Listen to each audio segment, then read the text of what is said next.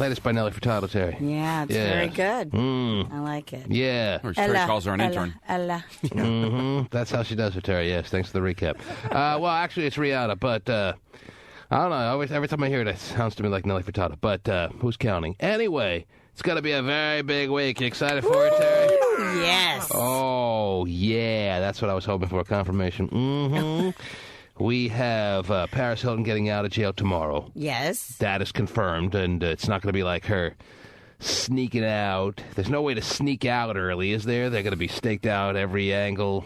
Right. They missed the shot of her actually going in. They took a back door. Oh, she went in the back door. Although they did get a second chance because, they got her in the police car crying. Yeah, well, that was the money shot, yes. Yeah, that was the money shot. Mm-hmm. But they didn't actually have her waltzing into prison. They had her in the squad car without extensions, no makeup, looking like Uma Thurman crying in the back of the squad car, yes. Yeah. But that was worth it.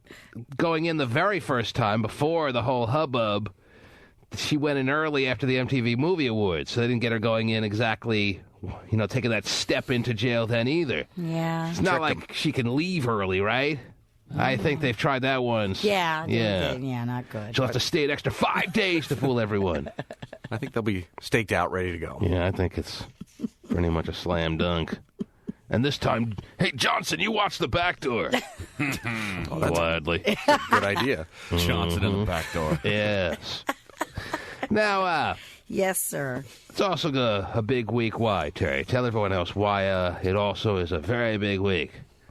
What else is going on this week besides gas cards and Paris Hilton? And Paris Hilton. And By the end of the week, I'll be at the World Series of Poker Show. Oh, that's right. That's the reason you were thinking of. That's right. Actually, I just talked to somebody about you going. Oh, yeah? Over the weekend. What'd they have to say? Because a friend of mine, he plays poker too, and he's going to go play in the smaller tournaments. All right. And I said, well, that you were going to go down. He goes, but he's playing in the Big Daddy, right? And I I'm go, playing oh, in the yeah. Big Daddy, but if I get there a couple days early, believe me, if there's a tournament, hey, I'll play in a $25 tournament the week before last. Oh, $25 entry fee. $25. So I'll play the 20. Stop it. I'll play the 25 entry ones. I'll play the 10 granders. Well, you might be sitting at a table with him because he actually is very much into it. Think about how the time will pass by so quickly just sitting around talking about you. Well, Oh, yeah.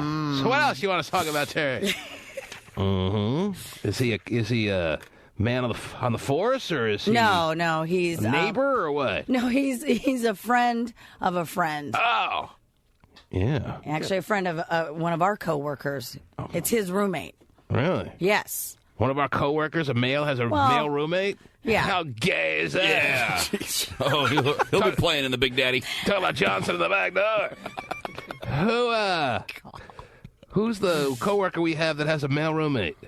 David Nam? Yes. Good guy. Very good guy. And his roommate's a really good guy, too. Yeah. Hanging over at David Nam's house for over the weekend. Jeez. It's a long story. Is his friend Asian? Yes. Uh-oh. Yes. Look out. You were all part of the math. Good card player.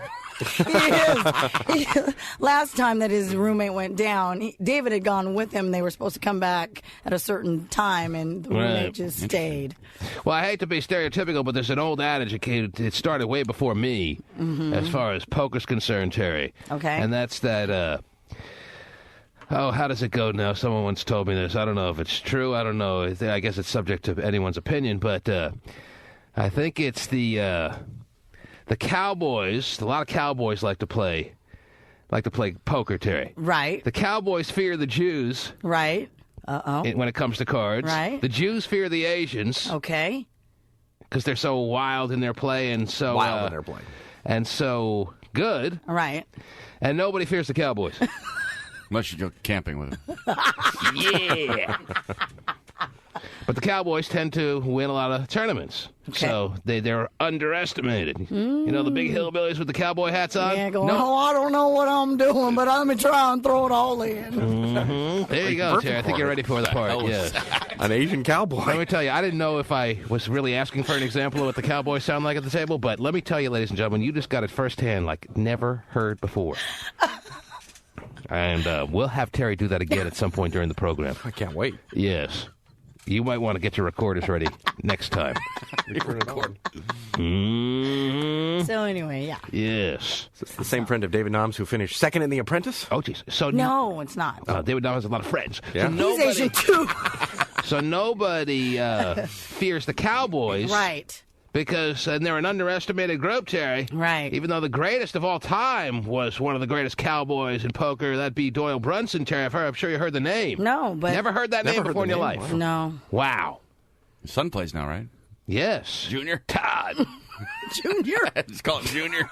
It's not Doyle Jr. Oh, he's a Junior Brunson. Right. That's right.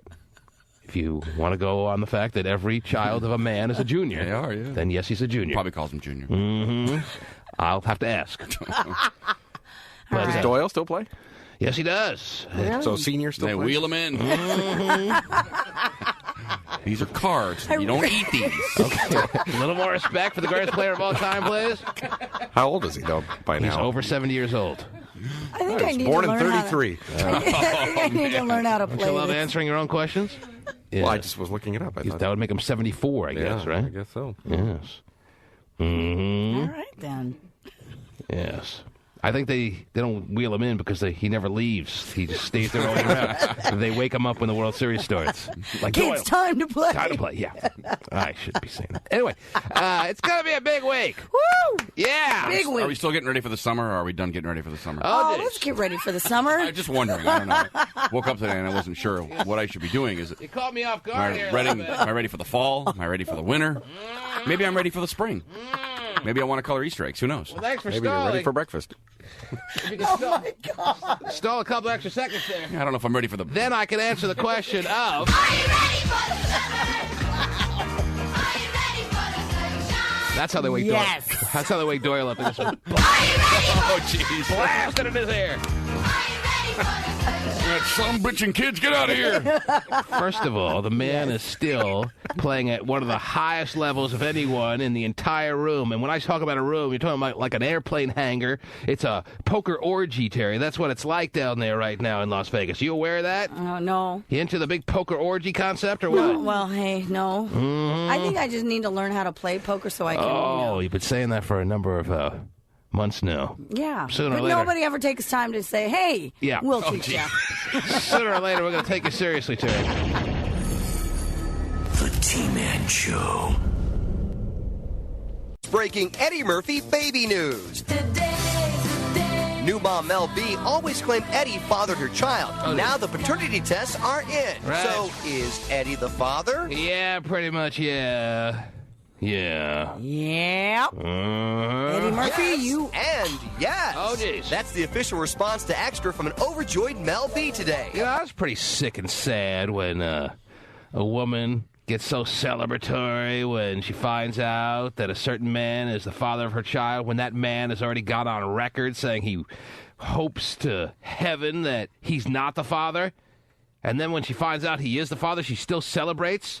How sad is that? Can it get any sadder than that? No. Answer me! No. Oh, you're just... Okay. I'm fine with it. What? You're fine with I what? think- that she's celebrating? Well, Did you hear them saying she's celebrating that she found out Eddie was the father when Eddie clearly does not want to be the father of this Well, child? then Eddie should have, being his own last line of defense, should have covered up. So why is she... That's not what I'm getting at, though. I'm just saying, why would you celebrate when you know that the man, who it turns out is the father, that the tests have shown, obviously doesn't want to be the father? Why would you celebrate? How Wasn't the convenience store worker. The question is very simply, how sad is that? For someone like Mel B especially, who's had a little taste of success, I she must be think the completely drip dry as far as money is concerned. Well, it's not, I think it's actually probably more than that. I think it's because he was such a, What, great guy? no, he was such a jerk about the whole thing. Oh, so this is really So sticking I it to think him. no, I just think that she told him, look, you are the father, and him being such a jerk about it, it just she's like, That's hey, great. that's When you use your child to point. be the "I told you so" exclamation point as far as your argument's concerned. Exactly my point. How sad is that? it's just the truth. Is that sad that that's the truth? Yes, when you celebrate the truth like that, when obviously someone is devastated by that being the truth, and you're sitting there jumping up and doing a touchdown dance, that is sad. It's a child, not a pawn, Terry. Mm-hmm. Treat it like that. That's right. And My gosh. How can you celebrate when some guy is obviously showing absolutely zero interest or less than zero interest in being the father of that child? And then you sit there celebrating, yes, yes. Just so sad. All right. It's sad. If you want to celebrate. Why are you taking it personally? Look at you, Terry. No, I just- Because you've got a couple of touchdown dances in your life or what? Probably so. You're almost like you're acting like this is a personal attack. I just think that, probably she wouldn't have made such a big deal about it if he had just quietly said, okay, here's my DNA, whatever, and then... So it's become a war. That's what, and I think that's what's so sad about it. And is this that made it a war. This war has he's the one who did. This is one of the few Absolutely. one of the few wars in this world that has a clear winner and loser. Eddie Murphy, the clear loser. I think she probably could have dealt with the breakup while she was pregnant, and if he would have just said, okay, yeah, that probably is my child, submit everything without having such a big... He created such a big uproar in it, and so what is she supposed to do? A touchdown dance, yeah. Yes and yes. That's the official response to Extra from an overjoyed Mel B today. The test results Overjoyed. came in yesterday. How can you be overjoyed when he wants nothing to do with this child? So you're Guess hoping that it's the guy answers who this wants her. question, which Murphy... Gotta hope it's the convenience store worker. Yeah, I guess. You convinced me. I mean, And sure, free Slurpees.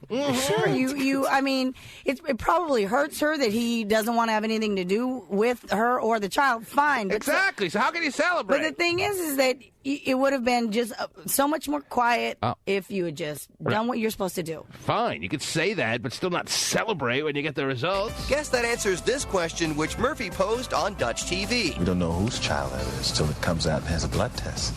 So basically, you've called me a hoe without even, so... Well, we he was assume all just a women are total- hoes. Yes. He was a jerk about it, I think. He thought he had a 1 in 12 chance for that particular week, and maybe it was that case, but yep, spin that wheel, 12 spots on the wheel, and landed on Murphy.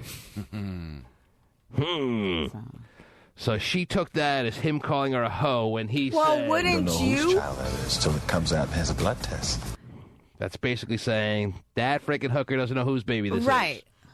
is. We don't know whose child that is till it comes out and has a blood test. Then he wasn't so quick to give up his blood, was he? Right. And it's like, why? And Yeah. it's because he knew all along. Yeah, touchdown dance was the only way to go here. So, I mean, come on. Spike the baby over the goalpost. That's right. Didn't tear down a goalpost. We talked to Eddie's rep. They told us they don't comment on his personal life. Mm-hmm. Wow. Not their job. Yeah, what do they comment on then? Jeez, they're reps. We'll read you the horoscopes, though. All right. I And still that's the think... only reason why I'm fine with it. is Well, that he you're was- fine. You're fine with it, but I still think it doesn't get any sadder than that. Man, I thought it was pretty sad when Mel B's band just went belly up. Her little band there. You remember her little band, band. Terry? Yeah. That was sad. That was sad when they went belly up so quick after being such a big flash in the old pan there. I know. They had a movie after him and everything. Mm-hmm. Remember that Yeah, movie? that was the jump the shark moment, huh? It was. Truly. So I thought that was sad. Just when you thought it couldn't get any sadder for Mel B, she's doing little dances when she hears the news that Eddie Murphy's the father of a child. She doesn't have to have a job for 18 years. Well, yeah, Eddie Murphy does have a couple of bucks. Yeah, So congratulations. as we found out, yes. 18 years off. He has more money than most people would even imagine. Yep. Yes, considering the pay, assuming that he's saved even just a little bit of it. All right. Guy gets paid about $30 million a movie. Well, remember, he's going through a divorce, so how much of that? Oh, big chunks. Yeah, and then he's got 6 children with her. Mm-hmm. And there's a transvestite that needs to be paid off here Yeah, and and then Whose name now, is Big Chunks, by the way? Big and then we've got the illegitimate child. there. Yes. Yeah, well, 7 kids. Okay, well, Another Shrek. Everything will be good. so there you go. So Mel B will find out soon enough. There's nothing left for you, honey. We don't know whose child that is till it comes out and has a blood test. Wow. There you go. So he did her upright, huh? He did. Was she upright? I don't know. How many times has he said that in his life? Wow. So he just was totally Jimmy free, going guts. And then a few weeks later has the audacity to look at the cameras and We say, don't know whose child that is till it comes out and has a blood test. Well, Mel B letting him do that, though. That's great. Good for her. but even worse than that. Do you think that's bad, Terry? Yes. After he said that line to the reporter, he had the audacity to follow it up by saying, amazing how he can change his voice like that. Yeah. Oh, he's ready for a whole lot of fooling around here. Oh, Yeah. taught her about the birds and bees. What else is going on besides Eddie Murphy finding out for sure? For sure. And I mean, that's the thing about DNA that they do now, these birth tests or whatever you call them, Blood these tests, paternity tests. It leaves like no doubt, apparently. I still have a hard time like getting my arms around that, Terry. 99.9% accurate. Yeah, it's like saying there's no doubt. No one else in this world can be the father but you. Right. It's like, all right, easy. All right? There's got to be like something that I can hold out on that guy being the dad still. I'm sorry. 2 out of 3. Let's go. But that's the way they make it sound. Oh, yeah, this is so guaranteed. It's wow. All right. That's what happens when you match blood. Huh. So. All right, there's your expert analysis by DNA expert Terry Free. Matching blood. Yes. She's the matching blood expert. Hey, just watch CSI. So while she's dancing about it, Yes. Eddie Murphy's crying, and there's something just really sad about that. What's sad about it? You got one dude crying, and the other party who was involved in this making baby situation dancing and laughing. You don't think there's something wrong with that? That happens every single day just in normal Exactly. life. Not every single day. Well, I mean, somewhere, yeah, it's happening right now. Yeah, it's happening I as don't we know. speak. Someone's giving birth. I know, there are stats on everything. I'm sure we'll find the stat on that. Once every 19 seconds, a woman dances while a man cries over Right. a paternity test. Right. You know how they always have those stats like that nowadays, Terry? Sure. I'm sure Stephen's looking it up I'm right trying now. to, yeah. Somewhere in the world, someone has been told she has breast cancer. Well, I hate to bring that up, but Yeah. there's stats like that all the time. Right, Yeah. there is. No, I know. Yeah. Damn shame. Anyway, Yes. you're just not willing to just accept my point. That's what's so frustrating here. You're like, oh, no, that's cool. It's not cool. But you're It's not- sad. you- Why don't you just acknowledge how sad it is? And then I'll I move on. told you the reason why she's acting the way she I is. know the reason why. I don't think it's sad. How can you not say it's sad when the father is crying over here and he's the father? Anytime a man cries over here and he's the father of a baby, you don't think that's sad? What's You sad can't find about any sadness in that? What's sad about it is for both parties there are and the thing is that you sit there and claim that it's the woman. It takes two people to make a child. Would you stop taking No, it but for it more goes- than it is? go- Would you okay. don't look so deep. Just acknowledge that any time a man starts crying when he hears that he's fathered a child, you don't find there's some bit of sadness in that? You don't think that's sad? The whole situation Oh, is she's sad, unwilling. quite She's honestly. just unwilling to The accept that whole it's sad. situation is sad, not just for one party. Well, I want you to say that's sad. Say, T-Man, you're right, it's sad. Then I can move on. The whole situation is sad, T-Man. No, we're being very babyish. But that's all right. Who started it? A stubborn little people. Okay. That's right. Jeez, how old are we? Well, I think if anyone's listening clearly, they know that I've won and she's lost. Anyway, now we can move on. Luke, you're on the air. Hey, man, how you doing? How you doing, Luke? I'm doing all right. What? Let me remind people the phone number, Terry, early on a Monday, as we are inside of the summer months of 2007. Mm-hmm. 1-866-663-T-Man is the number to call. That, as always, as usual, is toll-free, and Luke is the first to jump on this morning. Yes, Luke. Well, I was hearing about the paternity test thing, and, well, it could be Charlie Murphy's baby. It could be what? It could be Charlie Murphy's baby. They couldn't tell from the Charlie DNA. Murphy. It could be his brothers, is what you're saying. They're not twins. They're not No, it identical doesn't twins. take twins, Terry. Oh, jeez. Whoa. They can sit there, sir, and they can pinpoint. Father, brother, son, Yeah, anything. however, they can probably have certain IDing marks of the samples that'll make it more Eddie Murphy's than Charlie Terry's Murphy's. saying that unless they're identical twins, the DNA is such that it eliminates even his own brother unless he's an identical twin as a prospective parent of the child. Terry's a radio host, not a scientist. Not Okay, and you are, and what's your medical background? My medical background? Yes, I doctor. don't have any. And so why Same is as Terry's. Same position. so? Okay, so I think Terry actually may be right here, sir. I think the DNA, that's the point, is so specific that it eliminates even your own siblings, unless, of course... And does an identical twin have the exact same DNA Yes, because identicals do not, obviously. You couldn't separate identicals. Well, that's why they say... It's 99.99 as opposed to 100%? Well, no, that's why they say, like, when... In fact, I think I read a story, a news story about a murder little thing. Pictures. But it's difficult when it comes to identical twins because they share the same markers. So you can go kill somebody and blame it on your identical twin brother. Identical? Well, that's cool. That'll be really a good movie line. Yeah. Storyline. The identical twin. But he's right. Yes. There are, the same markers within the family. Yes. But some of the DNA would be consistent. Sure. But others would separate Eddie from his own brother. Is that his brother's name, Charlie? Charlie, yeah. Yes. And then she could say, well, nope, I never slept with him. Yeah, I mean, that's an Also easy way to another figure way. that one out. Yeah, it's pretty easy. Never met the woman. Right. Jenny in Fairfield, go ahead. Stupid.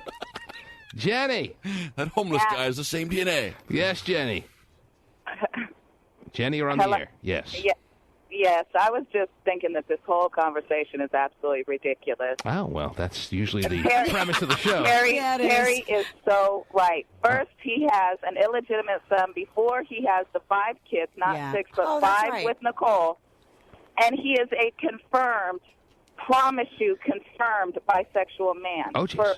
For Mel to even go that way without any protection is what's sad. Yep. Mm-hmm. But then Terry is right. He caused this whole situation himself. How in the world are you going to be that disgusting to be in a situation like that and not just keep it completely quiet? Well, he was fresh out of a long-term marriage where he had 5 kids.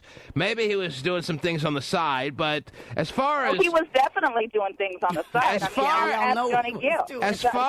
Johnny was Bring in Johnny Gill. Johnny was living in the guest house. As far as women being willing to have unprotected sex with men, I would think that's one of the more safer guys to be with in the world than the average guy out there. Okay? Eddie Murphy? Yes, First Eddie off, Murphy. he has Yes. no.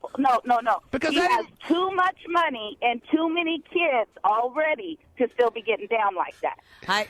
I'm not saying that any woman should be having, if she's really that concerned about STDs, she should be.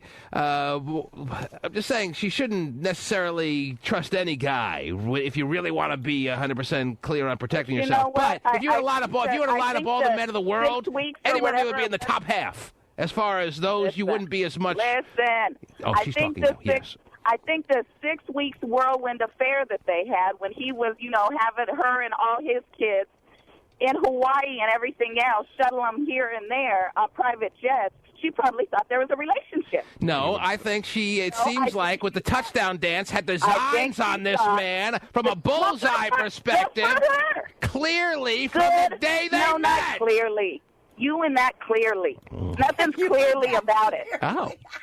And nothing's clearly about me. Okay. Well, that's Jenny, true. I have your thoughts on the record. Here they are. Oh, they're already documented in nice scripture. So we thank you for the call. No problem. Okay. There she goes. I'm going to ask Johnny Gill, though, later. She said to ask him. So. Wow. We'll be calling him later. Johnny Gill in the guest house. I'm sure he's happy to know that he can only afford a guest house. Thanks for telling everybody that. But even if Eddie has this divorce coming up, and even if Eddie has 6 kids that he knows about, not to mention those that he may have paid some hush money about, he clearly, seeing that that's the word of the day, Terry, yeah, is that the word of the day? He clearly is paid enough cash to take care of everything and still have money for gum. Yep. All right. Phew, we can afford gum. That's the key to this world, having enough money for gum. Woo. All right? Yeah. Yes.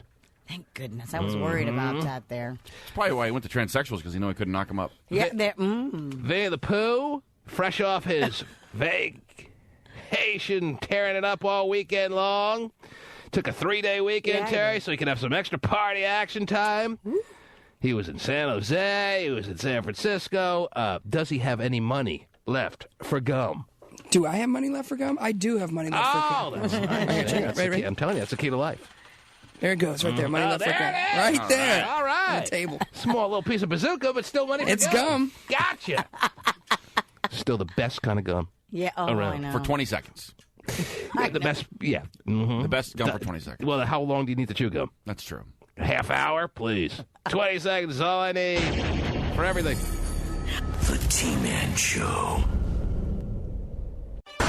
God Save the Queen. That really is Fergie, the Duchess of York, holding hands with rap superstar 50 Cent. Okay. So it's one of the strangest red carpet pairings we've ever seen. Really a couple? Mm-hmm. No. Yeah. Turns out the hip-hop half-dollar was just performing at a charity concert for the Sarah Ferguson Foundation in New York. The hip-hop half-dollar, Terry, is not with Fergie, the Duchess of York. Well, that's good. Uh-huh. But they were holding hands on the red carpet. Well, that's nice. Okay. Because speaking of 50 Cent, I can't even remember what she just called The him. hip-hop half-dollar? Yeah, the hip-hop half-dollar. There you go, He yes. himself is in court to argue about child support. Apparently, the mother of his 10-year-old son, who is getting $25,000 a month in child support. He's got a son that old? Yes. 10-year-old son. 10-year-old son. All right. Claims and is taking him to court saying that $25,000 a month is not enough. Not enough. No. He needs the gold-plated diapers. Yeah. This is a 10-year-old. Well, still, he needs the gold-plated diapers. He needs gold-plated something. I need don't more know. than the woman is saying. I need more than $25,000 a month from this man. Yes. How can you have the audacity? You shouldn't even be able. They shouldn't even be willing to hear your case. The courtrooms of America shouldn't even be willing to open the doors to you if you're going to argue that you need more than $25,000 a month in child support. My gosh. Talk about outrageous. Are you kidding me? No, I'm there was a judge who was wasting taxpayer dollars sitting on the bench there listening to a woman and her lawyers say that she needed more than $25,000 a month to raise her child? Yes. Would you like to hear what her attorney said? It's so sick. He told reporters, quote, "The guy is worth tens and tens of millions of dollars. $300,000 a year isn't enough to keep Marquise in the appropriate manner." Keep her, yeah, exactly. Oh, is that the name Marquise, of the child? mhm. Well, no, if her name is Marquise, that's what he meant. No, her name is Shaniqua Tompkins. Well, Shaniqua wants to be kept in her appropriate style. It's all about what she could spend on herself because you don't need more than $25,000 to raise any child on this planet that we call Earth, Terry. Wow. You don't need more than $25,000 a month. You don't need more than $5,000 a month. I mean, children are expensive, don't get me wrong, Terry. But don't make a man bleed for such a... It's not... The wound doesn't go that deep, Terry. What's the point of having sex with celebrities now, then? I mean, it's the payday. Any woman would be happy with $25,000 a month. Yeah. If that's the payday. I agree with you on that one. All right? Women would be happy with $5,000 a month. Some women would be happy with getting $1 a month. I agree with you on all three of those things. It's probably true. Terry doesn't get $1 a month. Mm-hmm. And then his... But how do you sit there with a straight face in a courtroom saying it's not enough to help me sufficiently raise this child, $25,000 a month? How do you do that? Jeez. Wow. How do you do that? I don't... Answer I me! can't, because I have no idea. You can't even take her side, can you? I can't. I really can't. Even if 50 Cent rolls up to the courtroom in his Rolls or, in his Bentley or whatever, I don't care. I don't care if he comes sailing into the courtroom in some 170-foot yacht. I don't care. Well, they say he did roll up to the courthouse in a bomb-proof SUV. Bomb-proof? Bomb-proof. Not just bulletproof. No. This is bomb-proof, too. Yes, sir. Because I've heard of bulletproof limos, too. Right. This is bomb-proof. It You is. could set off a nuclear bomb, and this thing just keeps driving. Why don't we all live in it? Mm-hmm. Just in case. Yeah, it's a bomb-proof SUV with a satellite dish and a 42-inch TV. Oh, man's got to protect himself, Terry. He does. Yes. Well, why not protect his child, then? What are you talking about? The child is fine. $300,000 a year. No one even knew about the child until she dragged the whole situation into court.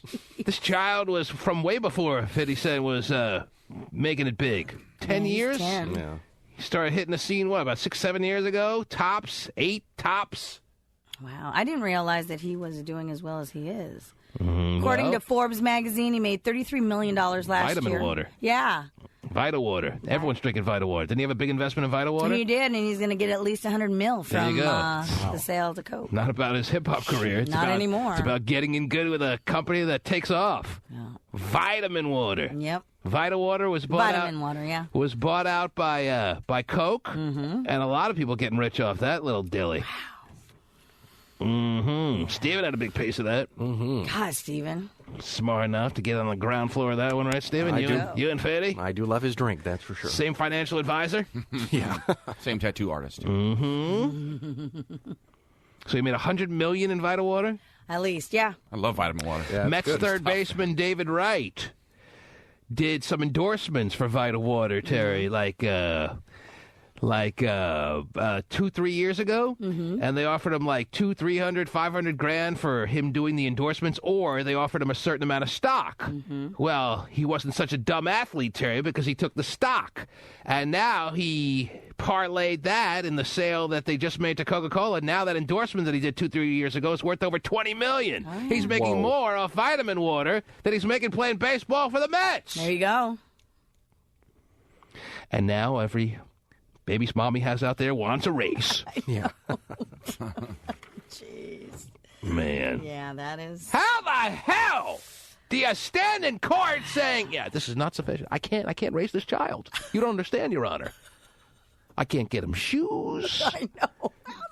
You see the holes in his shoes? I really can't argue. He's Fitty, son. I can't get him grocery store shoes. How do you do that? And then, like, tuck yourself in at night and fall asleep. How do you do it? There's probably dads. There's probably dads that pay a lot more than that, though. You know, I'm sure Puff Daddy and all those guys. Well, Diddy's paying like $75,000 a month. Yeah, well, so they're probably thinking, well, if he can pay that, then there's always a precedent. Yes, right. That's true. Well, P. Diddy, he's back with her. And they had twins. Because he's no dummy. He's like, if I'm paying $75,000 a month, I'm getting back together with Kim, at least tapping that every time I want. Right, and she allows me to go out and, do whatever I need to do. And doesn't say anything. $75,000 a month.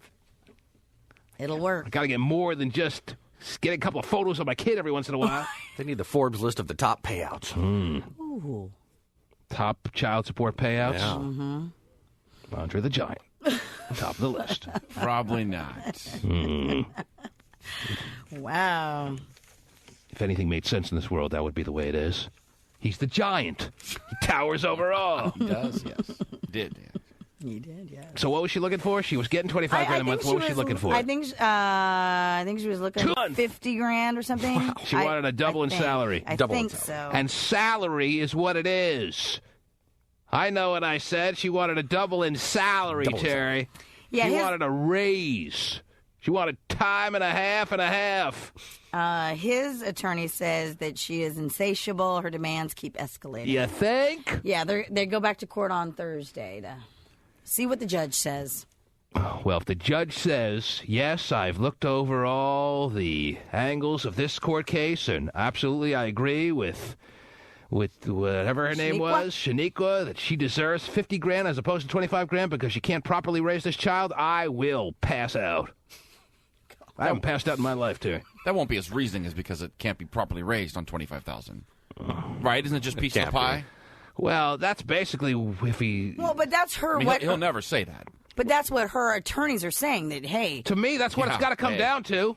He cannot be raised properly on $25,000 a month. That's what the attorney said. 35 for her, in 15 the for the appropriate judge. manner. Can't be raised in the appropriate manner on $25,000 a month. A month! Did he ever live with him? You know how many kids can be fed in that commercial at $25,000 a month? They talk about 63 cents it takes to feed a kid. Yeah. I'd roll that commercial right into court. I want to lower the payments. What's 63 times 30? 63 cents times 30. There you go. $18.90. Worth it. What else is going on, Terry? Well, there's a rumor going around that American Idol Jordan Sparks and Blake Lewis are dating. Wow. We can get to the bottom of that quick, Terry. I'm sure we could. Call Blake up during the break. Yeah. Apparently they were... That could be? Well, I don't know. You can't go out. You can't start being seen, especially high profile, like with a woman who's a head taller than you. Come on, Blake. And underage, too. She's, what, 17? Yeah. Oh, jeez. Okay. They were spotted... how old is he? He's what, 25? Yeah, he's 25. She's 17. Yes. But they were spotted at an electronic store in L.A. They were looking happy, holding hands. That's all the confirmation I need. Electronic store together? Well, of course, they're getting serious. Looking kind of couple-ish. You don't go to an electronic store with some fly-by-nighter. You only go when you're very serious. Yeah. Hey, I'm really feeling comfortable with you. Let's go to the electronic store now. Come on. Really? Yes. It's that serious, baby. I'm ready to look for satellite television with you. Wow. Stop it. That's a commitment. Okay. Well, we'll get confirmation on that. Blake Lewis, Jordan Sparks. Right. Also in the news, iTunes apparently is now the third largest music retailer. iTunes. Overall, Walmart was first, followed by Best Buy. The most music sales in this world is taken care of by Walmart. Is that right? More music is bought at Walmart than anywhere else on the planet. Well, that's pretty much the case with everything. I know. More of just about, like, shovels and shotguns and yes. Everything is bought at Walmart. I understand that. Shovels and shotguns. Shovels and shotguns. They do go hand in hand. I don't know why I put those two together. The Jordan Sparks CD. Wow. They probably also have some, But iTunes is now number 3. Yes, number 3. Number 2, don't tell me. Walmart number 1. Mm-hmm. iTunes is number 3. The second most music sales in the world is... it's definitely not Tower Records. They're pretty much out of business now. Yeah. Now you know why. And she already said, and you missed it. She said it. Oh, she said it? Yeah. Oh, I should start listening to the program, Terry. I hear a lot about this T-Man show. It's catching on, Terry. But I want to see if you can guess it. I'm not ready to commit myself to listening, though, yet. Love it when I give you information. Obviously, I didn't hear it. Because I'm sitting here like a moron trying to figure it out. You really said it? I did. Obviously, I just sit here half the time and my mouth moves. Well, I wonder if when you say who it is, if I'll be like, oh, yeah, I heard you say that. Or I'll be like, nope, didn't catch any of that. All right, tell me what it was. Best Buy. Oh, I didn't hear you. Totally didn't hear you. Best Buy is the second highest. Wow. So there you go. There's your top 3 as far as where you're buying your music. Mm-hmm. Walmart. Best Buy. Uh-huh. Best Buy sells that many CDs? Yeah. Well, there you go. Yeah. Those 3 beat Amazon and Target. All right. There you are. Probably my number 1 is Amazon. Really? Yeah. Yeah. Send it right to my door, baby. I don't have to move. Yeah, and I don't. That's great. See, with my feet up, waiting for it. Look at it pouring. $4 shipping in. Sounds good to me. Yeah. What a bargain. My number 1 is a Russian site that I pirate everything off of. Oh, that's right. You have that didn't make the talked site. about It's unbelievable. WhoCutYourCock.com. Wow. They sell music at that one? Oh, yeah. Wow. But if you don't pay, be careful. They'll come after you and do what he said. Man. But they don't charge that much, so that's why But I they don't make read enough money. recently that Walmart feels like they're in a little bit of trouble, Target gaining some market share to the point where they're changing the Walmart store workers' outfits. They are. They're not going to do blue vests anymore. No, they think that the uniform change will be the thing that'll get them past. It's going to revitalize their business. Yes, it's a blue shirt, polo shirt, and a khaki pants. The blue vest is a thing of the past, and it's weighing down, it's hampering the amount of sales that they've had over the past 6 months to a year. The sales are a little bit down at Walmart's, so they're deciding to change, to modernize the outfit of the Walmart employee. Wow, I'm going to shop there now. People are going to rush back into the doors. Oh, they got khakis now? Yeah. Nice polo. Get me a shotgun. Get me 3. Get some rope. And a shovel. Don't forget the shovel. Is that their biggest? Yes. That's their newest and most bright strategy they can come up with? It is. Sales are down. I'm noticing some of our workers here look like schlubs. What can we do about this? Right. They're a little delusional, I think. Yeah. So it's khakis, and I think they get like a blue and a white polo. Wow. And then, they can... But that'll come out of the first paycheck. The blue vest. Of course it will. No, they're actually giving them a little bit of that, and then... The blue vest has been a Walmart staple, right? It has. I don't know. I've never been in a Walmart in my life. But I don't think I've ever lived in an area where they have a Walmart. But I mean, there's always Walmart nearby. Right. You could find one if you had to. Oh, yeah. And I can't think of a reason why I'd have to. But anyway. There aren't any.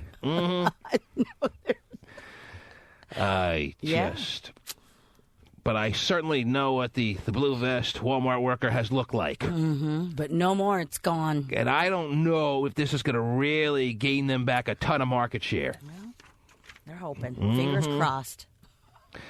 I want to know what it was like to be a fly on the wall at that board meeting where they're like, okay, sales are down. Who's got suggestions on how to reestablish ourselves against the targets of the world?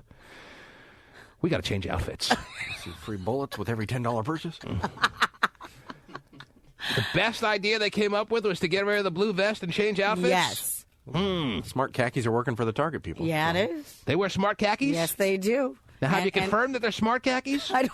They're pretty smart. I was in the Targets yesterday, actually. And there's a lot of hot girls in Target for some reason. Hot female I don't understand. No. Hot female customers. workers or customers? Customers. Well, women know how to savvy shop, baby. It's crazy. Yeah. I'm eating some popcorn. Hi, baby. How does this look? But they have a smart popcorn deal as well there. What makes you the authority on smart lately, Stephen? It's like a buck for a popcorn and a pop. It's a what? Like a buck. A bach? A buck. A buck? Is that what you're saying? A bach? I don't think so. How do you spell that? Please don't make us run it back. How do you spell that, Prove to Stephen? you it was It's like a buck. Well, what are you saying? How do you spell that? It's a what for popcorn and a It's like $1. $1. There you go. You did say a Two buck. 50-cent pieces. 50 cents. It'd be $100,000 a month. Oh, my gosh. All right. Stephen sounds like a smart shopper in his smart khakis. With a smart deal. Polo and a smart deal. It makes you feel smart, though you're not. Oh, jeez. The T-Man Show. Paris Hilton's first post-jail interview is getting just as many headlines as her jail sentence. The hotel heiress will be sitting down with who else? Larry King on CNN Wednesday to tell all about her days in the slammer. NBC first offered Hilton $1 million for the interview, but then pulled out after news of the... Yeah, isn't that interesting? You were telling me that on Friday, and I started screaming about that NBC... The National Broadcasting Company, Terry, doesn't get much more traditional than NBC offering $1 million to Paris Hilton to talk about a crime. Well, they got a little cold feet and backed off on that offer. Yeah. Well, now we'll all watch Larry King instead. Yeah, that's going to be a great hour you'll never get back of your life. Let me tell you, I'll be watching every second of it. But, I mean, how is she going to sit down and talk to Larry King? We're talking about the blind leading the blind, Terry. Who's going to carry the conversation for an hour? I don't know. Probably end up marrying her. The hell, man? Michael Moore got bumped on Wednesday night because of this interview. Oh, that sure made him happy. Probably a combination of both. Yeah, he's going to do a whole documentary on it. An hour-long interview, the entire show, Paris Hilton sitting down with Larry King. Yeah. All right. But then pulled out after news of the payment made headlines. No word if CNN will pay Hilton. She is expected to be released from jail on Tuesday. They say she may get out as early as by the end of this program, Terry. Whoa. Yeah. We are monitoring the situation from every angle of the L.A. County Jail. Yep. All right, we'll have audio footage to play on the program, Terry, don't you know? Actually, I don't know if we will. Anyway. Can't get it to work. So when were you at Target that you noticed all these hot women? Was Last night. Sunday night? I was, yes. A Big lot of Sunday hot night women appearance. floating around Target on a Sunday night. Were you with your wife or what? I was with my wife. Wow. We split up. Oh, I bet you See you, sucker. You go that way. Oh, I got my corn and the hot women. I'm out of here. I'll tell you something. Corn and hot women is a great combination. I was really attracted to them, I'm sure. Yes. They loved me. Corn? How about all popcorn? Yeah. How about all these? Couldn't remember from last Are they segment. offering corn on the cob now? Yeah, I have a bowl of corn I walk around and eat. All of a sudden, Stephen just leaves the program, heads right on down. Anyway, there are all these hot women at Target on a Sunday night pretending like they're shopping, Terry. Yeah? I was kind of stalking one of them, and then I realized she was looking at tampons. And Well, that's what you need on a Sunday night. I mean, it's either tampons or a whole stockpile of dishes after having your guts run all weekend by some guy that you really didn't like anyway. I guess it's either or, huh? Yeah. right. Weighing it out in the aisle going, what It do was a you little do? awkward when I was standing behind her. Oh, yeah, I like those. Wow. Oh, wait, why am I here? So your wife is out buying the essentials to keep the family afloat. Yeah, not really true, but Little yes. does she know that you're, like, basically acting like a stalker, going down aisles merely after a hot silhouette you caught from a distance. When I came back with the camo face paint on, she knew something was up. Wow. All right. Yeah, it's pretty crazy. I recommend it. So, if, as we have now talked about, Terry, the Walmart folk are losing the blue vest in an effort to pump up sales, are the Target people going to change their outfits in response to this, Terry? Ooh. They have a red vest, don't they? No, they're polos and they khakis. Polos and khakis. Did they used to do red vests? Never. Never? Never. I don't know about never, but I know they don't anymore. I Wow. think they've always been the khaki wearing polo. Oh, yeah, we kind of did talk about that. Yeah. All right. For some reason, I pictured a red vest. Anyway. Regardless, they're rolling back prices. What else? What else is happening on this very interesting Monday morning? I have the stat of the day for you, right and early. A little too bright, a little too early. Really? Terry. There's a couple of them, I think, that are kind of interesting. All right, give me one of your favorites. I only have enough strength this morning. Terry, it's Monday. You got to go slowly with me. Okay. What do you got? Take it slow for you. Give me your second favorite stat of the day for this morning. What do you got? 12% of Mexican-American adults are virgins. Adults? Mm-hmm. And an adult, last we checked, is? 18 and over? Ah! Yes. Wow. Pasty, you Mexican? Well... Got a big burrito. Pasty Dave, 30-year-old virgin to the stars, Terry. Right. I don't think with a name like Pasty Dave, he's going to be confused with anything else but a white man. No. And when it does come to American adults, that's 4% of American adults are... 4% of white America or black America or Just all says America? 4%, all of America. 4% of American adults. Are virgins. Are virgins. That can't be right. So if you're considering adults 18 and overs, you're saying only 4% are virgins. Yes. 1 out of every 25. Yes. I guess that would be right. Yeah, 1 out of every 25 Americans over 18. Well, adults, yeah, I consider 18 over, yeah. Well, is that what you consider? Is that what they call adults? Well, it just says adults. So they don't say, I'm just assuming that... Got it. Don't make assumptions. 4-year-olds probably don't count. Yeah, I would say... I don't think you're going on any limb there, but still. Yeah, this is the... All right, whatever. What else you got? I don't want to start of the day. Give me an interesting story. All right. What do you got? I do actually have an interesting story out of East Tampa, Florida, where a gentleman was actually murdered after he asked his girlfriend to leave a Yahtzee game to have sex. You don't break up a Yahtzee game and get away with it alive, Terry. Apparently not. She said, sure, because he wasn't playing. All right, wait. Whoa, start. I'm losing you quick here. Okay. This was over this past weekend? Yes, it was on Saturday night. Saturday, yes. Saturday night. And this is where now? They were in East Tampa, Florida. Tampa, Florida. You don't have to go east or west Tampa, Terry. Tampa, when we're out on the West Coast, Tampa's Tampa. Okay. All right? It was in Tampa, Florida. Oh, East Tampa. Okay. Why don't you say so? Well, that's because Beautiful the this time story of year. says. It makes more sense, though, that it came from East Tampa. East Tampa, yes. Yes. Anyway. Little Yahtzee game. To pass the time over your East Tampa weekend. Sure. All right? Okay. The guy... Sorry, you don't go to a Yahtzee game without at least one weapon. Okay? That's all I'm going to say. Especially in East Tampa. West Tampa, maybe you can go with one, feel comfortable. You have to feel like you have at least one, probably 2 or 3, if you're going to get through a Yahtzee game in East Tampa. Go ahead. Okay, anyway. Yes. So the girlfriend was playing Yahtzee. The boyfriend... There's your foreplay. Right. Okay, now let's do it. The boyfriend and Reuben Barnett, who was the house that they were playing at. Reuben Barnett of East Tampa. Yes. Yeah, I know him well. He wasn't playing. He went and asked his girlfriend. He's not playing. He's hanging around the house. Hanging around his house. His girlfriend's playing a little cutesy game of Yahtzee. And then you said Reuben wants what? He wants his girlfriend. Wanted sex. Oh, he wants sex from his girlfriend. Yes. So he taps her on the shoulder or whatever, I guess, however you want to interrupt, and says, hey, you mind stop playing? Let's go to the bedroom, have some sex. Sex time. Yes. I'm going to give you a small straight. She says sure. She leaves the game. I could never get the small straight. Okay. Actually have an easier time with the large straight, Terry. Oh, all right. Only place in life where that happens.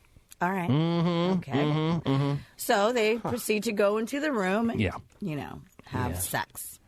Well, one of the other players that was there in the Yahtzee game, Mark Allen, Ybor City, Florida. Mark Allen was disturbed that his Yahtzee game was impeded on. Not just disturbed, totally ticked off. I would imagine if he wound up killing the guy, too. Yeah, so upset that the game was delayed that he kicked in Ruben's bedroom door and stabbed him twice in the abdomen with a kitchen knife. And, at the hospital, Ruben died. Now, Mark has been charged with second-degree murder. Yes. All about a game of Yahtzee. Well, this is typical, Terry, in the world of Yahtzee. It's very rarely you can make it through a game without somebody dying. Jeez. It's not that I'm not taking a 0 under Yahtzee. I'd rather die.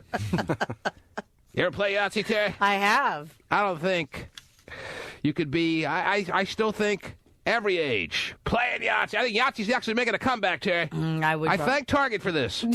I've got the little home computer game of it. And the people like Hopscotch Scott who are following around women in Target, Terry, every time the woman starts to pick up on the fact they're being followed, a guy like Scott has to pretend like he's shopping, and he grabs a Yahtzee game off the shelf. I have 37 of them at home. Yeah. Everyone's getting them as gifts. That's right. Hey, wedding gift. Here you go. Perfect. It makes a great gift, by the way. Oh, yeah, great. It's a gift that keeps on giving until you die. Like Ruben, what's his face? His name was Ruben Barnett. Let me see this damn story. This is craziness going on in our country. Can't even get to our damn Yahtzee game. And the Mark guy was just the guest in Ruben's house playing Yahtzee. And Terry, the Tampa Tribune is reporting that, if I may tell you a little bit of a story this morning. Okay, might I? please do. Yes, Ruben Barnett of East Tampa just wanted sex from his girlfriend. That's it. And didn't think the Yahtzee game should stand in the way of him and his desires. Never should. So he pulls her away from a Yahtzee game that he saw that she was playing and took her into the bedroom to have sex with her. Yes. This was agreed upon sex. This was not forcible. No. All consensual. This was consensual. Yeah, that's the word. Consensual sex. Right. Got to get used to the terminology. Mm-hmm. Well, 49-year-old Ruben Barnett, keep in mind, 49-year-old Ruben Barnett didn't make it through that sex session alive, for his bedroom door was bashed down by an infuriated Mark Allen of Florida, who was so upset that his game of Yahtzee was delayed. I think you mentioned this, Terry. I did. That he not only bashed in the door, but then stabbed Ruben twice. Wow. Causing his immediate death. Mark Allen has been charged with second-degree murder. I'm sure that's going to be quite the story in the big old penitentiary, Terry. What are you doing here, Mark Allen? Well, my Yahtzee game got interrupted, and I did what I had to do. He's the new Yahtzee champ in the lockup. Yes. No kidding. If this story seems too ridiculous to be true, well, it's coming from a reliable source, and I don't think anything in this world is too ridiculous to be true anymore. You don't break up a Yahtzee game. Moral of the story. I guess so. You break up a person's Yahtzee game, your life is hanging in the balance. Wow. Do you think it really was about Yahtzee, Terry? Or was Mark Allen feeling like, little by little during that Yahtzee game, he was kind of reeling in this babe, even though he knew that it was the woman who belonged to Ruben Barnett. Ruben Barnett. I don't know. And Maybe then when he Ruben did get just a little was able, flirtation going. Then when Ruben was just able to pry her away, tap her on the shoulder, and get her to go to the bedroom, Mark Allen got enraged. I mean, can someone really be that upset about their Yahtzee game being interrupted? It's got to be more than that. It's got to be. It's got to be like a little triangle of love situation. Mm-hmm. Maybe so. But they'll send those CSI Miami guys up in no time. Yeah, they will. We'll get to the bottom of this. I wonder if Ruben Barnett got to the bottom of it before he checked out, Terry. I don't know. Mm-hmm. Comes bashing through the door. It'd be a damn shame if he was, like, in full penetration mode. Right. And didn't even have a chance to defend himself, and dude was stabbing him without him expecting, like, that kind of action to happen. Yeah. That would be sad. Yes, it would. Thanks for confirmation. Imagine you're having sex with your girlfriend. Yeah. Door gets bashed down, then somebody starts stabbing you. That's not the most comfortable feeling in the world. I would think not. Unless it's your wife. Well, that's expected, yeah. Still uncomfortable. It happened to Kevin Bacon on Friday the 13th. Stabbed during sex. Yeah, but it wasn't by his wife, and it wasn't an infidelity kind of moment that his wife just snuck up behind him and stabbed him. Pissed off Jason for whatever reason. Actually, Jason's mom. You thought Jason was temperamental. This Mark Allen, let me tell you. Don't interrupt any Yahtzee game he's playing. Jesus, I didn't realize it was that serious. Wow. It's a great 80s DJ name, though. 1-866-663-T-Man. Daniel and, is this Danielle? Danielle in Everett. You're on the air. Hey, T-Man. What's up, baby? Oh, nothing much. Okay. No, I was just calling in about the Florida story. I'm sitting here on my way to work, and I'm just thinking, I'm like, maybe he's just jealous because he couldn't get the sex that his friend was getting. Yeah. I don't think it was about Yahtzee. Oh, yeah. No, it couldn't have been about Yahtzee. No. Well, hey, you never know these days. You know what I'm saying? Thanks for the call. Alex in South San Francisco. Go ahead. How you doing, man? What's up, Alex? I just wanted to comment on the Eddie Murphy thing you were talking about earlier. Yeah. Yeah, what I'm really feeling more than just the actual kids' benefits is a woman and man argument here. You got women calling, talking about, oh yeah, Eddie Murphy, he's a bad person, but in reality, the man's just doing what any other man would do. You don't sign on the dotted line unless you know it's your contract. You know what I mean? Mm-hmm. Yep. So, but Tari should be cool about it, man. She's over there jumping on the hate wagon. Tari will never be cool, and she'll always jump on the hate wagon when it comes to child support issues. Tari has scars that run so damn deep when it comes to child support issues that she's never going to see any kind of legitimate reason as it pertains to that. That would explain a lot. When it comes to custody, when it comes to parental tests, when it comes to child support, these are all hot buttons. Hot buttons. In the life and times of Tari B. Free. Now, Pasty Dave found me a stat. Where is that very interesting stat? You were asking about this earlier. And there's an answer for that. This is a stat going back to 2003. It's the last time we have any documentation on this. But as it was in 2003, an estimated 10,000 paternity tests per year was the number that is in play, Terry. 10,000. 10,000. That's like about 30-some-odd paternity tests per day. And this is 2003. This is like 4 or 5 years ago, Terry. It's tripled since then. Probably. Oh, my gosh. That's the reaction I was looking for. That's crazy. That's even better. 1-866-663-T-Man. Joe in Palo Alto, you're on the air. T-Man. Yes. Hey, bro, I saw Mike Epps this weekend. Mm-hmm. And All right. I saw this guy. Comedy show? What? Was it a comedy show? Yeah, it was a comedy show. Out? Improv, right? All right. He's scheduled for Saturday night. You know, we waited in the line for about an hour and a half. And they come outside talking about the show's canceled, right? Yeah. Come back tomorrow. So, not too bad of a deal besides the hour and a half of standing outside the line. Mm-hmm. But we get there, bro. We get there the next night. You went back. You went back for more. After waiting an hour and a half, they told you to come back tomorrow, and you decided to do that. Okay. We get there, and this guy does about 15 minutes of his movie lines, you know, the little parts of his movies that he had that were funny. All right. Part of his stand-up act is 15 minutes of his movies.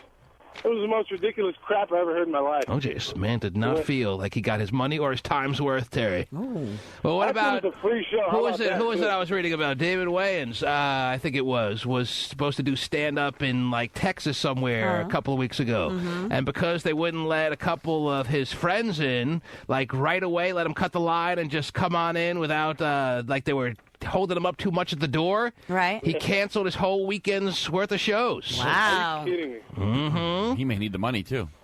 This is not that unusual. Man, these guys are getting crazy. Your comic headliners, they're not the most big-time people in the world, but they're acting like it. Yeah, they're weirdos. They are. Well, on behalf of whatever comedy club the hell that was, we apologize. Yeah, I don't even know. It's pretty sad, though. I think it's pretty sad that you went back the next night. I think it's pretty sad you decided to go see Mike Epps. Yeah. On Friday. Your schedule that damn open, dude? Man.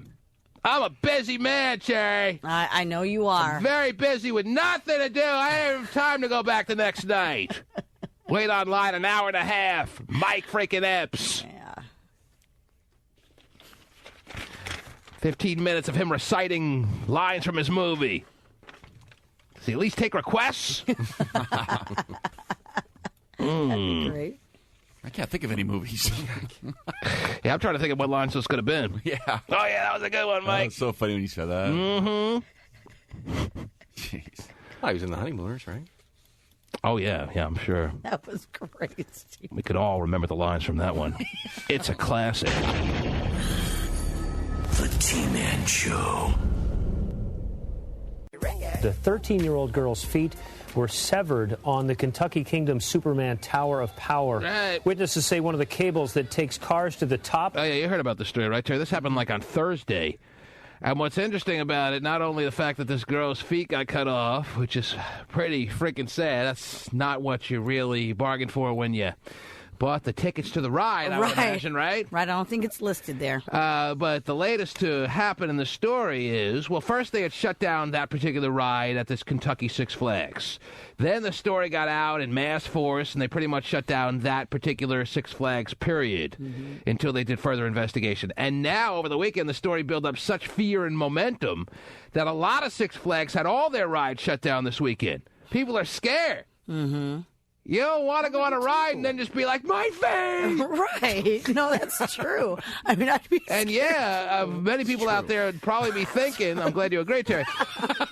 A lot of people out there would be thinking, well, this girl's going to get paid. Well, still, you could get $50 million, $100 million. Right. Still, you'd like your feet. Sure. All right?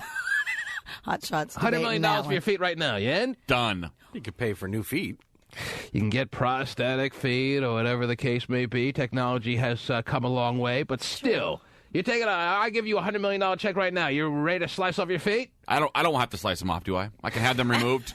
Yeah, they can put us under. They have to be sliced off. That's part of the bargain. Yes, and that's I'm probably in. the best way to lose your feet. You don't want them to be like gnawed away little I'm by in. little. Mm-hmm. You're not away by I can just roll over to the coffee table with Coke and hookers on it. Fine with me, dude. I'm in. You doing it for 50 or 100's the minimum?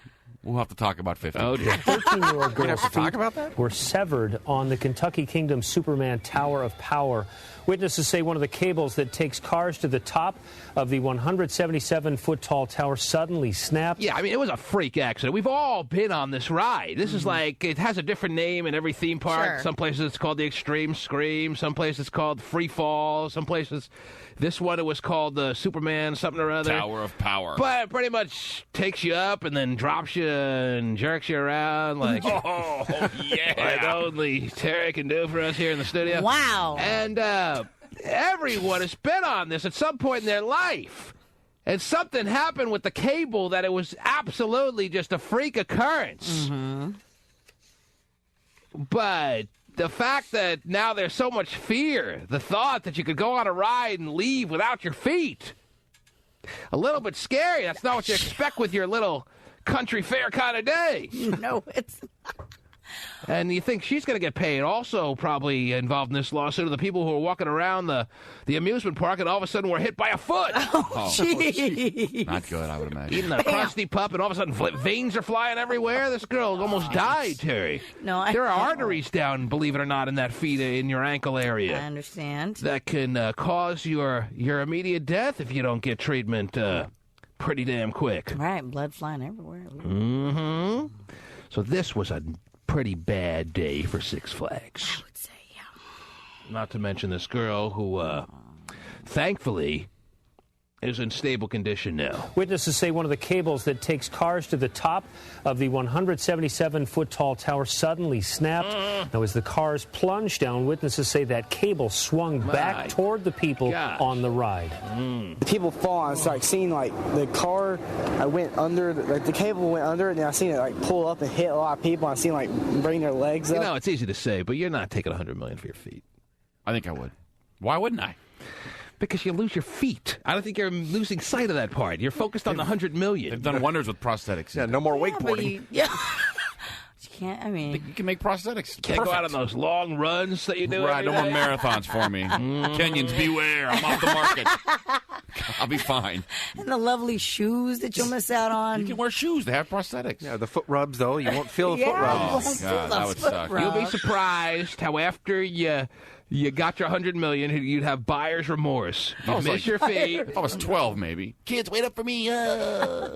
So you're saying at the age you're at now, I'm fine. That's the perspective you want people to have as far as your decision to lose your feet and take the $100 million. I don't need to be mobile. In fact, I think I'm better stable. You still would be mobile because you'd have the... So your life wouldn't change at all. You'd just be with $100 million more dollars. Correct. I see. That's what I keep trying to tell you. I got it. Just ride around on a skateboard. On my knees. Paddle around. All right. Have my wife pull me around like in a wagon. Up the stairs, please. Oh, jeez. I'm sure that's prosthetic that's a feet, good Scott. deal for her. Let me tell Yeah, you. great deal. $100 million, she wouldn't mind. Okay. She'd do it. It's a deal. She's happy to pull for less. Okay. Oh, yeah. Oh, yeah. What are we talking about now? I don't know. It's a very sad story, don't you know, Terry? It is very sad. Very, very sad. And they're investigating. They're like, they feel like from a public relations standpoint, they have to, like, check out every ride tooth and nail now. Oh, yeah. I can understand In order to make that. the public feel like they're safe and can go back on the rides. Mm-hmm. But when you think about it, as scary as it sounds and is, it was a freak accident. I understand that. I ain't going on any rides. Right. Well, but also, too, remember just a couple of weeks ago, you had another freak accident where you had those people on the roller or whatever that were hanging upside down. For like an hour? For 30 minutes. That's, Yeah. I mean, They're not feeling so bad about themselves. Right, now, they're not, but still. They're like, we thought we had it bad. We're okay. Yeah, all the blood just rushing to our head, but we still have our head. Yeah. But still, you want to make sure that everything is... Thanks for putting it in perspective, yes. I Okay. think it's better for the park because you thought the ride was scary before. Think about the Never know. prospect where you could lose a limb. Yeah, never know. A limb. Yeah. She lost 2 key limbs. Double limb. Key limbs, yeah. Bonus limb. Bonus limb. Not a very happy story, no matter how you slice it. Anyway. All 6 flags at half mast. 3 flags. What else is going on, Terrence? What else? You taking $100 million for your feet, Terry? I'm not taking... I know you love the juvenile discussion here. I know. But it has to be talked about. She's probably going to get a big payday. Not that that's any real satisfaction if you're sitting around in a hospital thinking about your legs that were. Right, but see, that's But the it's thing. not legs, though. It's feet, so that's different. But the other thing, too, it's not just... The feet are the key to the legs. They're a major role in the legs. I agree. Yes, they are. Take my legs if you're going to take my feet. But if you're severed at the waist, that's a little bit I different. don't think you want to take the Now whole you're at leg. the waist. Don't take the whole leg. All she is a neck and a head. She's just a moving torso. But if it's at the ankles, I'm in. All right, that's the key to you. Ankles. $100 million if it's at the ankles and below. Correct. Now, I got a question. No me to slam the brakes on the program. Oh, jeez. Would you rather lose your feet or your thumbs? I was thinking about this just now. How is this even a discussion? Well, because, we're talking, I'm thinking, would I lose my feet? I could probably live without my feet, but then I was thinking things I couldn't live without. That's my thumbs. Your thumbs? Yeah. You're considering seriously taking a loss of thumbs Over a loss of or a feet. loss of feet over a loss of thumbs. Easily. That's just me. Okay, it's not even a discussion, and the fact that you're even considering that is a little bit scary. No. You still have 4 feet. You still can learn to use your hands without your thumbs. No, there's... All right, you know what, Vinnie the Pooh? You're over your head in this conversation. I was just thinking about it. All I'm right. sorry. He's thinking about being able to text message. Exactly. I saw Angel talking about in the chat room how he's still drunk from Friday night. Obviously, you still are, too. What the hell were you guys drinking Friday night that you're both still drunk? We had an amazing shot. It was crazy. Did you go to that club that you said you were going to go to we in went San to Jose? Taste, yeah. Uh-huh. And what Bananas. were you drinking? That the Angel claims that he's being serious. He still feels like he's drunk from Friday and Saturday night. Would you want me to describe it? Yes, I would like to hear about the drink, please. Okay. Were you doing shots? What were you doing? It was shot. It was these shots. They were crazy. You have Hypnotic and Red Bull in a cup, and then you drop a shot of 151 in it. And then you're nuts. And then you just pound them. They were delicious. Oh, my gosh. Mm-hmm. You're messing with 151. Oh, my God. Yes. But they were delicious. They were good. So They were delicious. Whatever. Oh, jeez. Keep them coming. Okay. Then now I know why you're ready to lose your feet over your thumbs. That should be a no-brainer. That's exactly the point. I mean, if there was $100 million in You have no brain. because of what you were drinking. My gosh. Anyway, Terry, what else is going on, please? Still working on my stats. The day. You guys hook up or what? Together? Just eliminate all possibility of hooking up when you're drinking what you're drinking. How do you get home? Gross. Where'd you stay? I stayed in San Francisco. So you drove from San Jose to San Francisco after all that drinking? I didn't. I don't have driving. All right, who was driving? Angel did a little bit of driving. That's not good. Angel, who was every step of the way with you doing this concoction that you were drinking there, is driving you an hour. That's true. Mm-hmm. He said he was fine, so I was like, Here, let me. That's all I need to hear. Sounds good. I'll ask if Vinnie hooked up for you. Unbelievable. Jeez. Oh. I don't know if he was like completely done for when we hopped in the whip, but Yes, Yes, he he was. If he's still saying he was drunk from Friday, he was. Why do you guys get yourself in a state where you obviously can't even consider hooking up with whoever's there in the club who may be, were people coming up to you at all? well, not to me, but to Angel, yes. That You probably look so scary. I've seen you when you get drunk. I don't even want to come up to you when you're drunk. Well, you're the scariest guy I've ever seen. Looks homeless. You don't even know if you're actually looking at the person when you're drunk. You're so cross-eyed when you get drunk. I don't know if you realize how cross-eyed you get. Well, what? Literally, your eyes cross like in a... Isn't that what's supposed to happen? Not to that extent. Oh. Well, first off, somebody kept buying these shots for us, so we're like, okay. And they were good. All right, fine. But I would never want to be in a club atmosphere, Terry, where I've eliminated any chance of the hottest woman in the club wanting to hook up with me. Right. That's his excuse. All right? Oh, I was too drunk. Couldn't make it happen. That's right. That's exactly what happened. Is that the key? Is that what it's all about? You want to get yourself the reasonable excuse as to why you didn't hook up? That's right, I guess. The hottest girl in the world? Yeah, I couldn't do it. I was too drunk, but she really wanted me. I could have made it happen.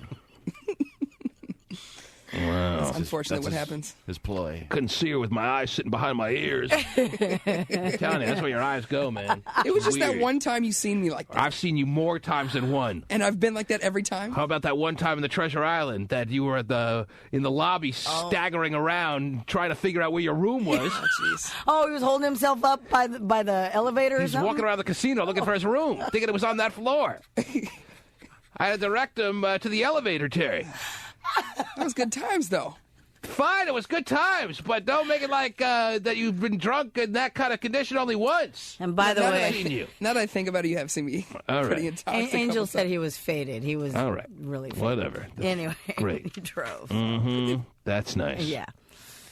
You can't tell me you haven't been that drunk before. These two should have been pulled over. They probably should have. Thrown in Paris's cell that's being vacated, Terry. These two? I didn't do anything. That's right. You absolutely did. What did I do? Taxi, You okay? got in a car with a stupid drunken angel. The problem is you didn't do anything. You should have. Far from a guardian angel. Yeah. I mean, that's the problem. You should have done something. You did nothing. You should have told him not to drive. You should have Chill been out. you should be thrown in jail for just being ridiculously non-ready for the moment. You're there in San Jose. I'm sure there were so many hot women in that club, and you have an ability to hook up with none of them. Purposefully. Yeah. Really, why did you go this And weekend? you want us to take you seriously when you tell us to consider that it's worse to lose your thumbs. Who are we talking to here? What do you, Listen you can't to do the source, anything ladies and without your gentlemen. thumbs. Stop trying to argue the fact that it makes sense. Jeez. All right, well, Can't I guess I'm alone in this world. All right, save those lines for Angel in a hotel on a Saturday night. Okay. They're big hits, those lines. Wasn't there a big Someone parade load this this world, weekend? Angel? Yeah. You had to be back in time for the parade, huh? Oh, yeah. Did your float break? They were on the main float. Mm-hmm. Waving at the people? No, not the Okay. case. All right. Terry. So you had a great time? That was a wonderful time. Got a lot done. Yeah, I Not bet. done. So you and Angel, once you get back to San Francisco, holding each other up as you make your way to the hotel room, or what? No, I was good. I was ready for more. I was ready for round two. Mm-hmm. At least you had a good time. Angel crashed with you in the hotel? Absolutely not. Really? He went all the way back to his house. As far as I know, I don't know where he went. Aha! He wasn't in my room, I'll tell you that much. Get over, big boy. I'm coming in. Sammy and Angel! Oh, yeah. All right. What else is going on, Terry, please? Again, I have more stats. All right. You're into the stat of the day moments. I am. All right, get some good stats this morning. Actually, I think so, yes. All right, now prove it.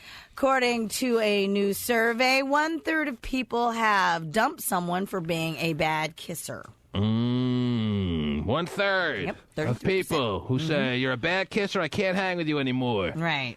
33% of people have... Well, what's more startling, Terry, sometimes you take your stat of the day and reverse it, and there's your interesting angle. That means 2/3 of people out there have been like, oh, you're a horrible kisser. I can't stand your breath, and you're slobbering all over me. When's date number 2? That is true. How do you do that? How do you tolerate a bad kisser like 2/3 of the people out there have done? I don't know. Or maybe 2/3 have never come across a bad kisser. Well, no. If you say 1/3, well, I guess you could take it that way, sure. You could. But I think you're just talking about all the bad kissers of the world, and 1/3 will dump them because they're bad kissers. That means 2/3 are staying with the bad kissers of the world. I'm not saying all people in the world are bad kissers, although there are probably too many out there.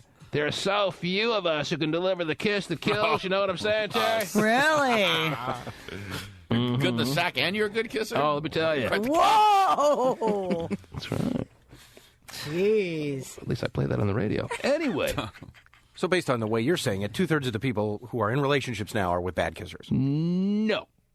I'm saying that, yes. Huh? That's what you're saying. I'm saying that the way I take Terry's stat is that amongst people who have come across bad kissers... Yes. 1/3 have decided I can't tolerate it. I got to dump this person based on the fact that they're a bad kisser, and even though they may have other good attributes to their personality, I still can't overlook the fact that they're a bad kisser. I'm out of here. But 2/3 are staying with them. Well, and maybe they stay with them knowing that they're a bad kisser, but maybe they realize that they can live without the kissing. I'd rather have no thumbs. Or they come up with another reason to break up with them. Yeah, they could. What else? Give me your other stat of the day or others that you have, Terry. Let's run them all off here. Okay. Then I want to give away a gas card. Okay. Whoa. To be a big gas card week, Terry. All right. Big gas card week, Terry. All right, easy statement. We still have hundreds and hundreds of dollars in gas cards, and believe it or not, they all have to go over the next week or so. Okay? All right, we'll do it. So it's a gas card galore weekend. I mean, not weekend, week. Yeah. Right. Summer blowout. It's your summer gas card blowout extravaganza. Yeah. Wow, what a G-Man blowout. gives you gas. Easy. That's another stat. Another stat is from a recent poll. Oh, yeah. 25% There's one for you, Terry. Oh, how recent. 25% of As young long as you can adults. deal with my bad breath. No, I have very good fresh breath of priority in my life, Terry. Good to know. Flossing is a big part of it. Oh, yes. Got to get all those little pieces of steak out of your teeth. Pieces of steak. Go ahead. Oh, it's not good. 25% of young adults, ages 16 to 24, would rather give up sex than their cell phone. Well, cell phone is your lifeline these days, Terry. Seems to be. And you're talking about 16 to 24-year-olds? Those that are having sex, which is pretty much like every one of them, would rather give up sex than their cell phones. So 75% would rather give up their cell phones. What are we talking about? Are we talking about the iPhone here, Terry, or what? Well, I don't think anyone has the iPhone yet, but can you still beat the paddywhacker, or what? It doesn't give me all those. Well, you got to be specific. Yeah. I mean, when you say giving up sex, are you giving up solo sex? Solo. I mean, I once gave up my solo flex, Terry. I don't know if I can give up solo sex. Sexual relations, sexual. So it has to be intimate relationships with another party. Yes. I can go like decades. Really? Well, if I had to, yeah. Do you enjoy the self-gratification more than that? Well, I don't enjoy it more than that. That's not what I'm saying. I'm saying I could go decades. I'm very good with myself. Okay. You're good, good and bad, good with yourself, and a good kisser. I say yes. You can't have good sex with anyone else until you've established that you can have it good with yourself. All right? I think that's a fair rule. It's kind of like you can't love anyone until you love yourself. If you Well, really what happens then if you are not one who likes to love? Well, then you can never really have good sex with anyone because you haven't established that you are satisfied by your own damn self. You don't know what you like. That's not true. I'm sure Terry knows what you like. I'm sure Terry's men know what they like, too, even though some of them may not have been in the solo sex world. How did your man know where to go if you can't tell him? Oh, jeez.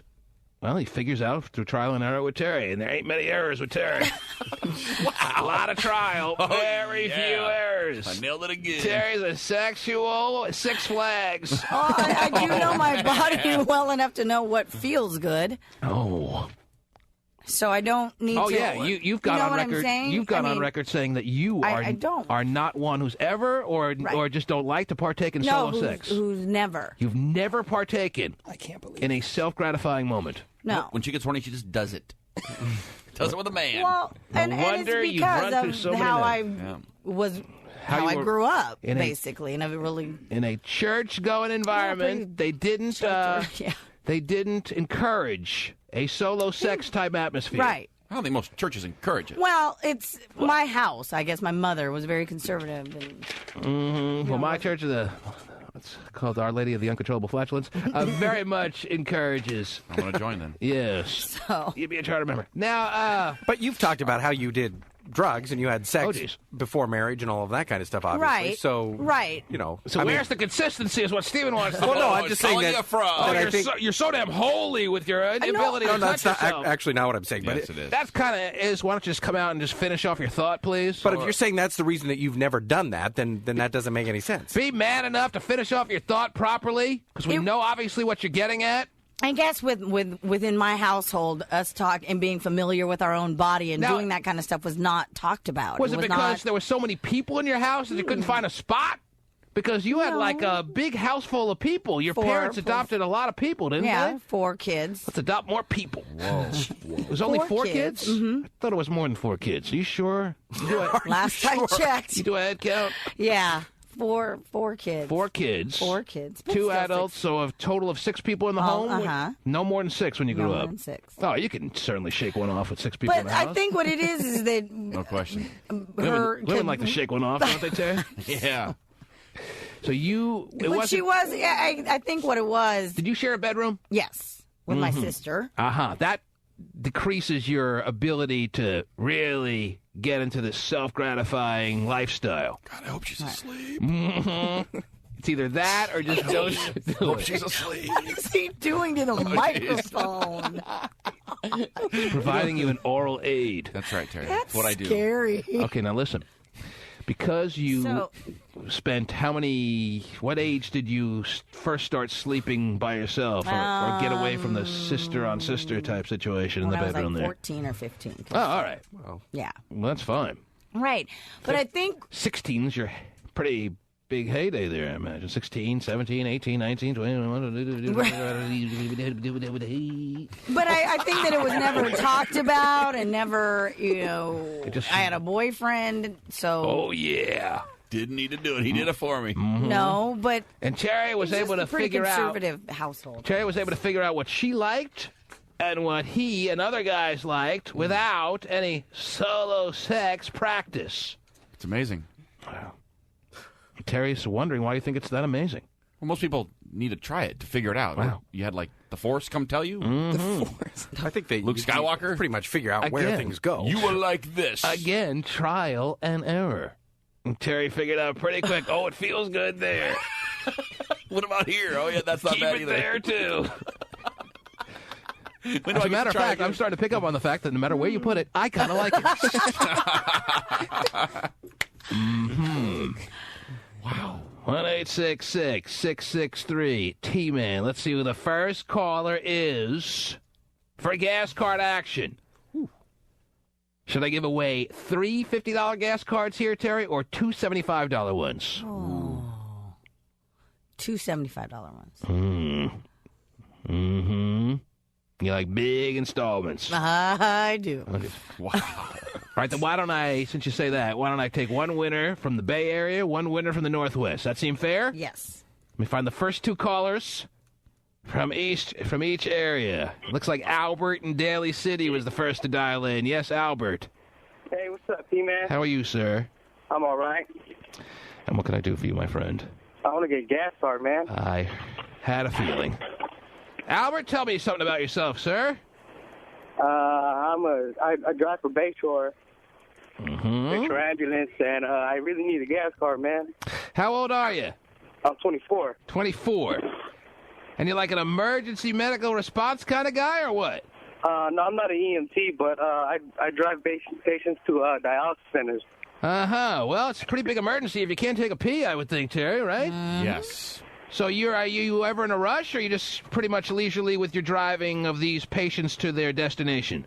Yes, I am. Uh-huh. It's more of a slow-paced, just get the job done kind of transportation mode. Yeah. I see. But he ain't getting anyone anywhere if he can't fill up the tank. Or is this for your private vehicle? Hell not. He's not filling up the work. I don't think you're filling up the work vehicle with your gas card if we were to give you one. This is for your own vehicle, right, Albert? My own vehicle, yes. What do you drive, Albert? I drive a white Mitsubishi Galant. Mm-hmm. How's that working out for you? Cool. I'm trying to get a new car right now. 24-year-old single man? Or are you involved with someone on any level? I'm involved with someone right now. What's her name? Lizelle. Lizelle. And how serious would you say you are with her on a scale of 1 to 5? We're like a 4. That's always got to be a difficult answer to the question when you know there's a chance she may be listening. Right. Oh, so we're a 4, huh? Yeah.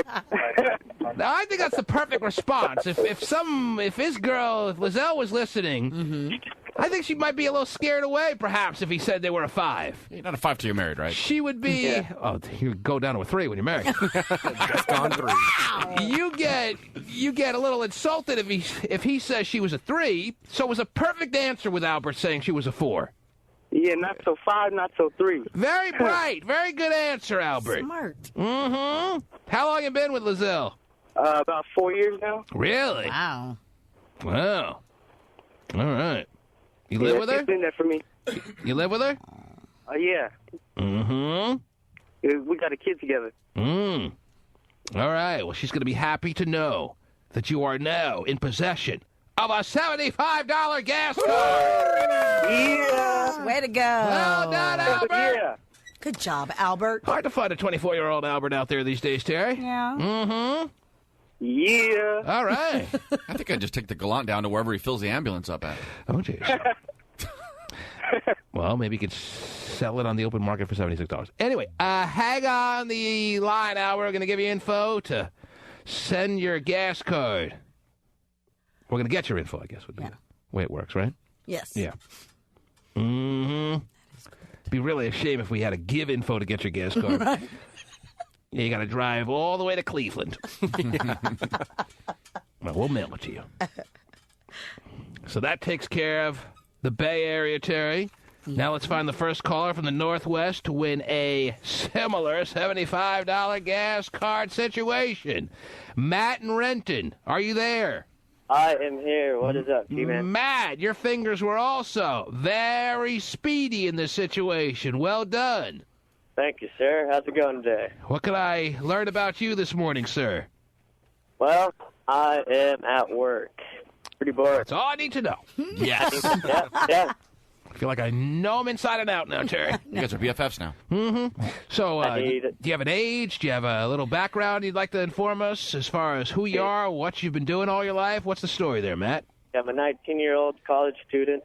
Where do you go? And Green River Community College. Green River. Can't help but think of the killer. Whoa. They might want to think about changing their school's name, Terry. Because I'm sorry, every time I hear the words Green River, I know. I think of the killer. Think about that damn killer. I don't know if I want that on my resume if I'm Matt. Because you get questioned about it. Mm-hmm. Yeah. All right. But anyway, it's sure a fine institution of higher learning. And Matt goes there, and he's doing well, right? You doing okay or what? Oh, yeah. Just got done with this last semester. And the babes there, how we doing? What was that? The women there. Anything to no, talk about or single no? man right now. I know, but the women on whatever campus you have there, is it a good yeah, they're situation? fine. Is it lame? What is it? Oh, they're fine. They're fine. There's plenty of ladies there. Mm-hmm. Plenty of ladies. All right. Someday I'll talk to some. Are you getting close to taking down any of them? Are you hooking up? What's the story? Yeah, I got my line. You a virgin? What's the deal? No. No chance on that, shit, man. About 3 years in now. That's long since been put in the rearview mirror. I'm a killer in the sack. Mhm. That's why I go to Green River. How many women have you engaged in sexual relations with? About 2. About 2? Yeah. I wouldn't ever think you would need to put the word about in front of 2, Terry. Right. Either it's 2 or it's not 2. Right. You put about in front of about 27. How can it be about 28 and counting. How can it be about 2, Matt? It's About 2 or 2. it's not 2. You can't lose count at 2. I'm saying 2. All right, then 2. Yeah. See, there's Heather and... If it's 2, you know You would it's say, 2. T-Man, it's 2. Yeah. 2, T-Man. Dying for 3. About 2. Give or take 2. Unless it's 0. You understand what I'm saying, Matt? Oh, I understand you. You're folding under questioning, Matt. Yes. You're not making a very good witness to your own damn life. Just say 1 and call it good, would you? Just say 0. That's what I said when it was 0, Terry. And when I was Matt's age, it was 0. And I would say about 2. My right, my left hand. Left is tough. Yeah, it's tough, but I had to have a second. Anyway, Matt, you have won a $75 gas card. Yeah, right on. Yes. Congratulations to you. It's starting off to be a great week already, huh, Matt? Yeah, thank you. Yeah, man. whatever. Now, is school over for you for the summer or what? Yeah, I just got over last. And what kind of summer Matt fun are we expecting? Let's go all on the party lake. Gonna go on the boat. The party lake. All right. Party lake. Party lake, look out. Matt has got you in his sights. Oh, what's that, ladies? Ready to party. And what happens to the party lake when Matt gets there? You get the ladies, you get the beer, You know. You know. Yes. Do you, Matt? What time are you going to get there today? See, there would be a good answer for about 2. About 2 o'clock. Yeah, about 2. Now I got you. Kind of good today. Yes. All right. You were out in the boat yesterday? Was it? Oh, geez. Terry's asking if you were out in the boat yesterday. About 2 o'clock yesterday. Oh, you know what? I'm sick of that answer. Anyway, whatever. There you go. Show you wear some sunscreen, white boy. There it is, Terry. Congratulations. It's good to be Matt. Pasty, you got double duty now. Oh, yeah. Got to pick up on Matt and our we will. Our friend. Matt, you there? Who was the other winner? What was his name, Terry? Albert. Albert. Yes. So I heard you got a boat. Let's listen to Pasty in action. Got it. SLEY. Very exciting. Let me get an address for you, man. 29. This is about as exciting as radio gets, Terry. Right here. Oh, 3:22. I don't know what they're talking about. Yeah, he's changing his voice, though. It's pissing me off. He's a weird guy. My impersonation is obsolete. Mm-hmm. He's doing it on purpose. There you go. There are your two $75 gas cards, Terry. Oh, yes. That's more than enough applause. The T-Man Show. Britney, who spent much of the spring on a mini comeback tour, was supposed to have a new album set to drop by the end of the year. But has the new record now been pushed back? Oh, geez. Yes, according to Life and Style magazine, which quotes Brit's rep as saying the album has indeed been pushed back to 2008. The reason? Music execs reportedly thought her new songs needed work. Yeah, in other words, the reason? It sucks. Wow. I knew it. Uh-huh. What do you expect the reason Britney Spears' album would be pushed back would be, Terry? Because it blows. Yeah, she's having a tough go at it. Uh-huh, you think? Yeah. Thanks for your real insight there, Terry. Of course. She's horrible. But I'll be the first to get a copy. Anyway. Yeah, I was going to say. 1-866-663-T-Man. Let's see who needs to be talked to on the phone lines. Let's start with Money in Redmond. Yes, Money. Yeah, I wanted to comment on Vinny's no thumb situation. Yes, he wanted us to consider the no thumbs being much more of an extreme loss than no feet. Hell no. Vinny is crazy. As much action as he don't get, he needs them thumbs for a better grip. Although Terry informed me, and I see you raising your hand. Is that what you're going to tell me again? That the word in the chat room is that Vinnie the Pooh hooked up on, was it Friday or Saturday or both? Friday. With some, what did you say, a J-Lo lookalike? J-Lo-ish. All right, a little old school. Good for him. Mm-hmm. But why wouldn't he tell us? Why doesn't he share this with me, Terry? If he hooks up, why doesn't he tell me he hooked up? Why didn't he come? Was he going to come to me after the show and tell me? He better. Where is he right now? Get him on the phone right now. Angel hooked up with the Mark Anthony lookalike. Now. And Vinny was very jealous. Anyway. Okay, I'll take the girl. It's like, all I got is this? Yeah. I didn't see it. Whatever, it's Pride weekend. Oh, but I feel it. Anyway. When in Rome. All right. So is that the... Yeah, that is a confirmed word from Ann From Jizzle. earlier this morning. Mm-hmm. Wow. Oh, Ann Jizzle's ratting him out. Oh, see, that's the thing. Now I know why Vinny's not telling me. Vinny the Pooh's not telling me because he doesn't want to look like he's doing any kind of shut off. So he's having Ann Jizzle, Terry, break the news in the chat room, which is the same thing as Vinny tooting his own horn.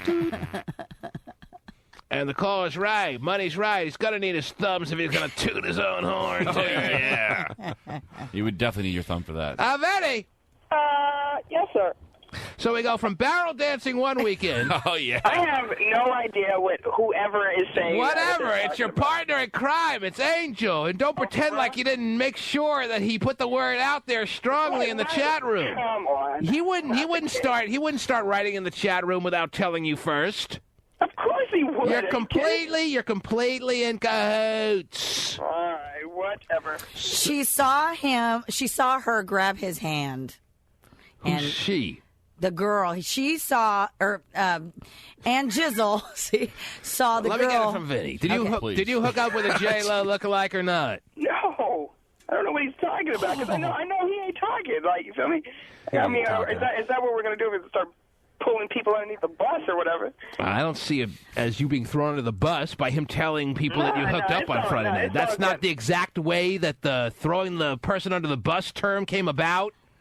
All right? Well, I'm familiar he's with... making it like he's being completely blindsided here. Did you hook up or not? No. Then why is... I believe I've come out and told you. Besides the fact that you're putting him up to this, why is Ann Jizzle going in the chat room telling everyone that you hooked up with a J-Lo lookalike? That is a very good question. Get Angel on the phone right now!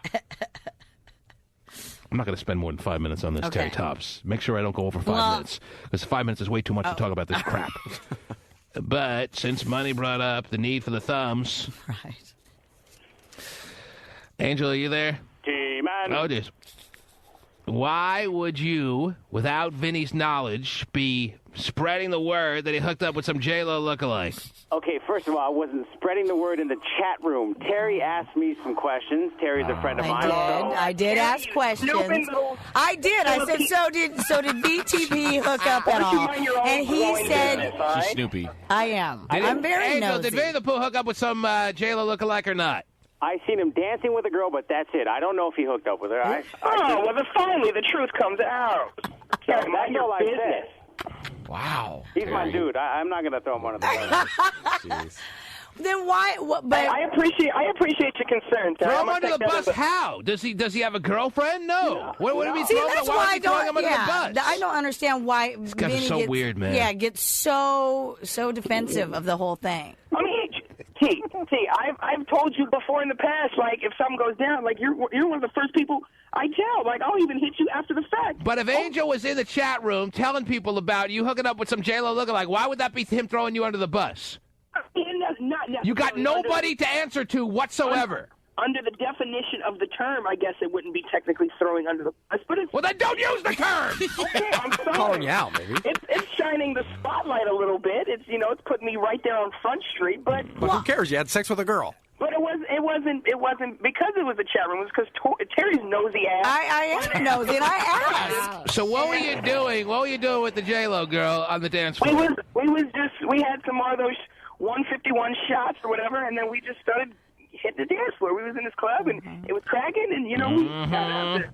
And since she was a J-Lo lookalike, you know, the body parts of J-Lo carried over to the lookalike, and, you know. Yes. So, wanted to see, you know, it did. I'm like, But then you and Angel left the club alone and cozily drove home together. That's right, like losers. Out of there. Sure. So, for your information, Terry, nothing happened. Hey, be proud. You know what? I try. You know what, Vinny? Here I am. I'm the first person to accuse you of being gay, right? Geez. But and not hooking up. Yet I try and bring to the forefront that hey, you're trying to hook up, but what do? You fan the fire again. And so you're right, Vinny. I guess He's not going to rest till you say he's asexual, Terry. So he was truly down in.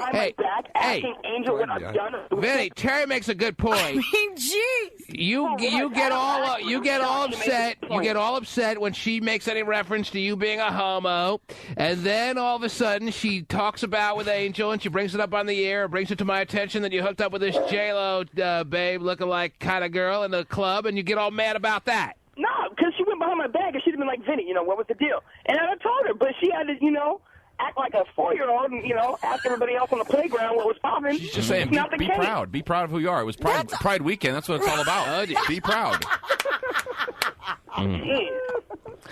So how'd you leave it with the J-Lo girl you were dancing with? How did it end with her? Oh, you know, Thanks for the dance. That's right. I know you're with your man, so I'll let you go. Schedule for my dance card at 12:30. I'll see you then, ma'am. Thank you for the dance. Why wouldn't that lead to something bigger? I don't know. It just didn't. For Are your dance moves not making it happen, or what? That's right. I wasn't cutting that good of a rug, I guess. Because any woman who's dancing with a guy who's moving well is going to want to go to the next level, wouldn't you say? Is that the case? I would think so. Well, I don't know. Clubs I'm hanging out these days, Terry. It's like no club. But if you're throwing it out, if she's dancing with you, and you're throwing it out big time as far as she picking up on, wow, this dude can really move. Don't you think she's going to want to take it to the next level, Terry? Sure. Right, like if you grind on a chick at the Babies R Us, and she sings into it, you're going home with her. Well, and now you know my afternoon plans. Wow. For sure.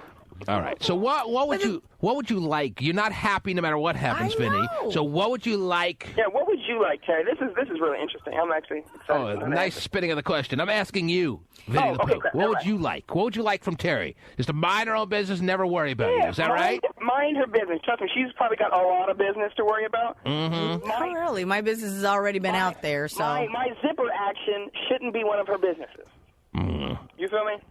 But Terry, right. You know what? I'm gonna take that as like a personal, like I'm gonna take it as like a compliment. Well, this just adds to the gay fire because we know that your dance moves are pretty good. So she probably did want to take it to the next level, but you got to tell her my dance card is filled as you stare down Angel. I don't know. Anyway. It sounds like we missed out on a hell of a night. Mm-hmm. And when I asked Angel the questions, he was like, yeah, he made it seem as though it was flowing really well, and I was like, hey, finally VTP hooked up, and now he's all ticked off, and now Angel's making it like you pried the information out of him. Yeah, how did you get hooked up from dancing on a dance floor, Ted? I thought that's some assumption, don't you think? Angel, did you have a good time hanging out with Vinnie this weekend or not? Yeah. It was always fun. Yeah, we were. It's all good. And no, we're not gay. Nobody asked at this second. Anyway, all right. There they are. God, there they are. You're right.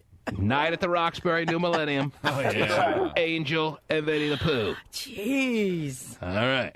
Appreciate your concern, though, Terry. Thank you. He is so... Sensitive little guy. All right, sorry, sensitive boy. Little boy. Skinny dude. Yeah, gotta be skinny easy dude. with the boy over there. Jeez. There it is. Young men, sensitive. All right, sorry. I'll just leave him alone. Sydney, you're on the air. Sydney, are you there? Hi. What's up, Yes. Sydney? What can I do for you today? Well, I've got some statistics about the girls in the club. Yes. Yes. 70% of them are in relationships. They go to the club, and they're in relationships, serious relationships. You did a quick study? I mean, how'd you come up with this stat? I'm just curious. Do you have the same news wires as Terry Free, or are you doing quick studies in the clubs these days? 70% of people in the clubs are girls. You said girls in the clubs are in relationships? Girls, yeah. And you know what? I told the guy before I got on the line with you that I wish I saw this article. I read it like almost 3 weeks ago. Oh, so and I was stunned myself. I did not think that many girls would go to the club dressing hella cute in their little short skirts. Well, I'll tell you why. It's 2007, and even though they get in their shirts, skirts, and they're more than willing to hook up, women are not as willing to be single, be alone these days as they were even just 10 years ago. Women were more confident being by themselves in 1997 than they are in 2007. They all have to be in little relationships, even though they're not the most monogamous relationships, but technically they're in relationships. So that's why the statistic is pumped up that high. 70% of women in clubs are in relationships. I'm not shocked at all. Women don't want to stand alone these days. You have to cut Vinnie some slack, man. Hey, you can't jump from one subject to the other, babe. Yeah. One topic per call. Yes. Read the coupon. Man. Read the fine print, wench. She's a nice girl. I would bet, Terry. Yes. Sounded nice. She's probably in a relationship. Not that that means anything. That's the other point that needs to be made. Right. These relationships really don't mean that much. Can pry him out of that relationship in 10 minutes. You throw out 10 minutes of good conversation, done. Relationship over. Now you're with me. But technically, yes, they walked into the club in a relationship. As fragile as that is, please. Yeah. Caesar in Bellingham, go ahead. Yeah, I was just probably trying to say the reason Vinnie probably didn't pull that girl is he didn't have a barrel with him. He's not comfortable unless he's on a barrel dancing chair. With the right music. Very well done, Caesar. Thank you for the call. It's a good line. He gets so upset. It's very touchy. He is. It's very sensitive. And he's very sensitive as it pertains to you, Terry. I know. You can do no right with this man. I understand. I think it really comes and stems from a sexual tension that you have with him, and it's always going to be there because you're never going to be able to release that tension due to your age diversity. You know what I'm saying? Mm-hmm. I think I just would never do him. No, I think if you were closer in age, you'd be not only doing him, Terry, but doing him up so big time. Oh, I think you both sense that. I think you both sniff each other, and you realize that the sexual attraction is there, but then you realize a second later that it's not very feasible, considering that you're married and a lot older than him, Terry. So they lash out. So how do they respond to this sexual tension? They lash out at each other. It's basic psychology. I'm glad I majored in reverse psychology at the Wharton School of Business. Yeah, so am I. That's why I'm such the expert on these situations. Trust me, I'm right. I know more about you than you know about your damn self. But the rule of thumb for me is that not to ever... But he doesn't want his thumbs.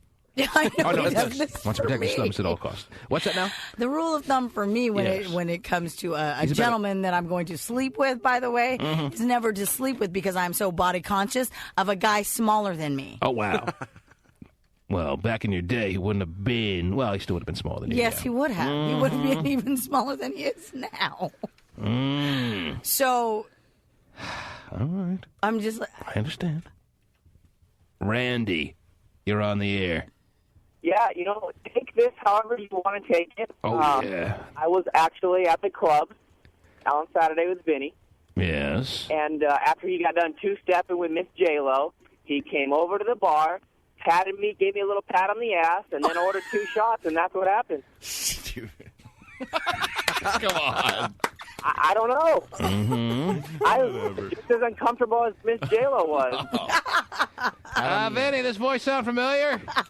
He said I was at the club with him on Saturday. He's retarded. I got He said that you were so quick to get out of that J-Lo situation and so making a beeline to his very fine-looking derriere, and you had your hands all over it. Is that just some caller being viciously with lies, or do you want to confirm this is a... Those are complete lies. Are you kidding me? Why would Randy come on the air and lie about you? Like, 'cause it was Friday. Obviously, he has nothing else better to do with us. I'm sure his exciting life. Wow. And here, the thing that really got me was, Oh, dear. Angel had brought over a little napkin that said, "Do you want to dance with my friend Vinnie? Check yes or no." Right. Vinny, this sounding familiar or what? I don't know. I mean, I know I didn't dance with him, but as far as Angel writing that letter, I don't know. Okay. That's the thing that really got him. Randy, thanks for. I know it was difficult to share this very aggressive oncoming that you took from Angel and his partner in crime there on his hip, Vinnie the Pooh. But it seems like you dealt with it quite well. It's courageous All to right. come forward like this. Yes. I'll see you at the club next weekend, baby. Takes a courageous man like Randy here to step forward and talk about this very uncomfortable set of circumstances that were thrown in his direction at the club, Terry, when he's just trying to be his own damn heterosexual self and hook up with women, Terry. He's being thrusted with the gayness of Angel and Vinnie the Pooh there.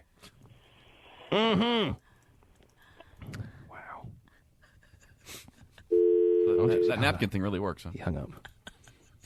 That napkin thing. Always works for me. Do you want to dance with me? Wow. Oh, goodness. I don't know where the show's going, though, Terry. But I can't wait to find out. 1-866-663-T-Man. Back after these words. The T-Man Show. Ain't talking fast, just you listen slow. I'll try to keep up. Hey, Terry. Yes, T-Man. We're in the 9 o'clock hour of a Monday morning program in the heat of the summer of 2007. I'm going to go back to these phone calls that are waiting patiently, but I would like a story or two, something that doesn't involve much thought, Terry. Okay. That's my specialty. What do you got there? Not thinking? One of the world's greatest non-thinkers. What do you got? I got a story about a 20-year-old gentleman who decided to post his cell phone number on YouTube back in April. All right. And it... Just like what? Have a video of himself flashing his number up there so women could call? Well, it's not only that, but he said that he posted his cell phone number on YouTube in a quest to, quote, be there for lonely souls around the world. Whatever. Anyway, he has also known as... try to get laid left and right. Yes, what happened well, to this guy? it worked, if that's the case, because he has found his one and only. And is that right? Yes. Happy ending? Yes. Oh, I love a happy getting ending. married. She called him from YouTube. Reminds me to get my massage therapist on the line. Go ahead. No, that was a quick story with no thought. That one was. So the happy ending that he's met his soulmate by... Yes. It all began by him throwing his number up there on YouTube, of all places. Mm-hmm. They let you do that? They let you do anything. Yeah, pretty much. How do you stop it? Okay. Right? Can't be monitored. No. It's too out of control, the YouTube world. All right. Well, if you want to put your home number up there, that's fine. I guess that's up to your own discretion. Sure. Got one call, and it was his soulmate. Yeah. I've been waiting to find out what your number was. Thank you. Now let's get married. Because let's think. I mean, it's only been 2 months since he threw the number up there. That's pretty quick. Yeah. Proposed to her. They're getting married. Oh, I love And they, of course, will live happily ever after. Yeah. The YouTube hookup. What else? Also, according to a new study by a psychologist at Princeton University, apparently we judge how attractive and trustworthy a person is in 1/10 of a second. 1/10 of a second. 1/10 of a second. It's pretty quick. Yes, it is. How do we do that? We got like a little Intel chip in our head, Terry, that's able to compute that quickly? I guess so. Mm-hmm. And also they found in this study... No wonder we're all being screwed over by the people we love. Because we take 1/10 of a second to sit back and figure out whether the person's trustworthy. Right. Yeah, you look good enough to me. Right. I trust you. Mm-hmm.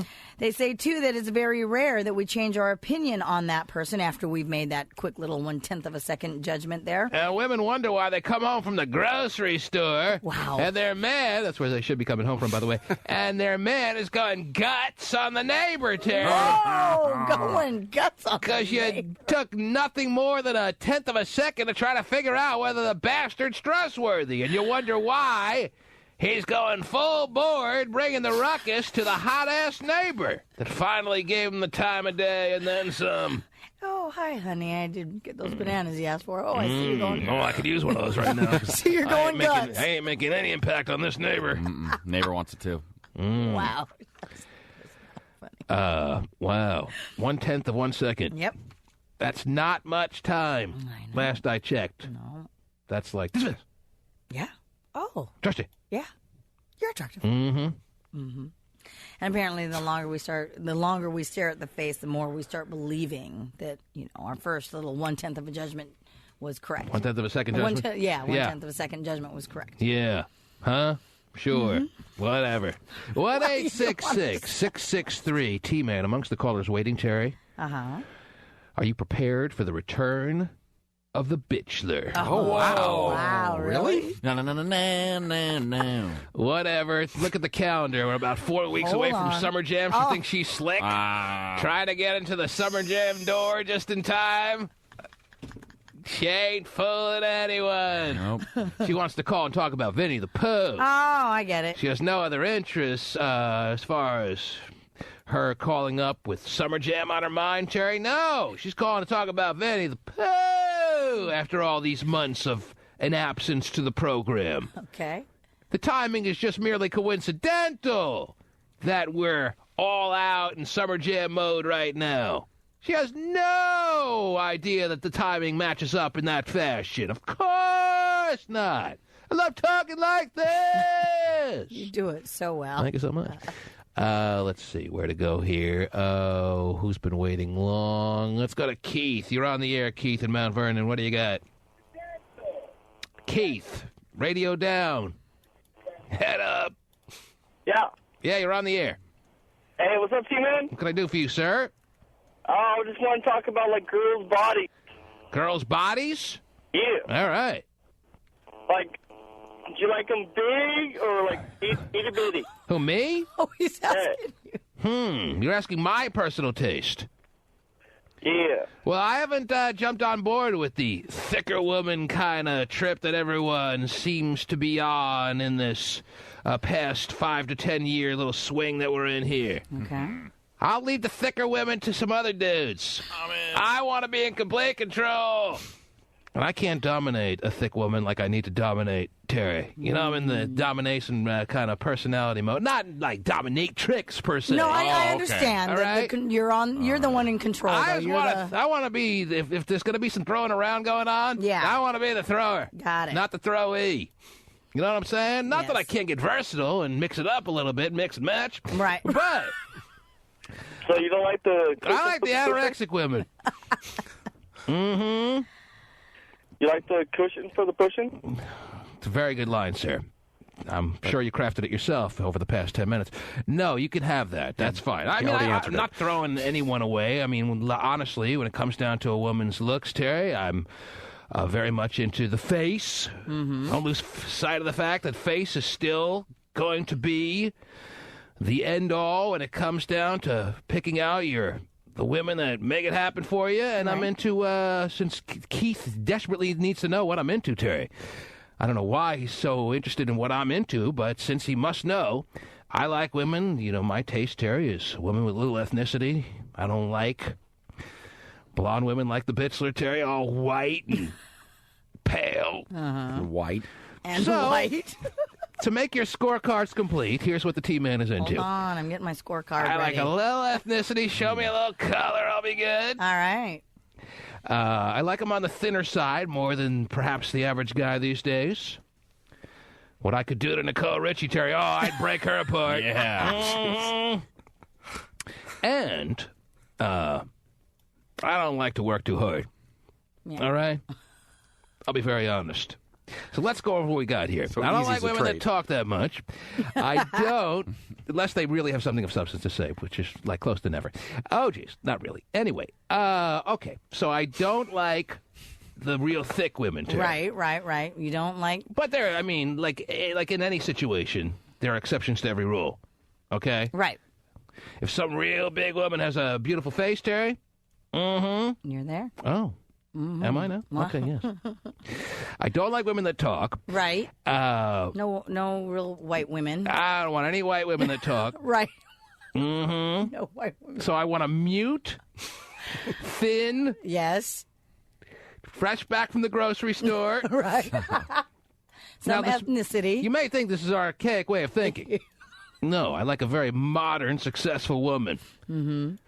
A successful woman turns me on, Terry.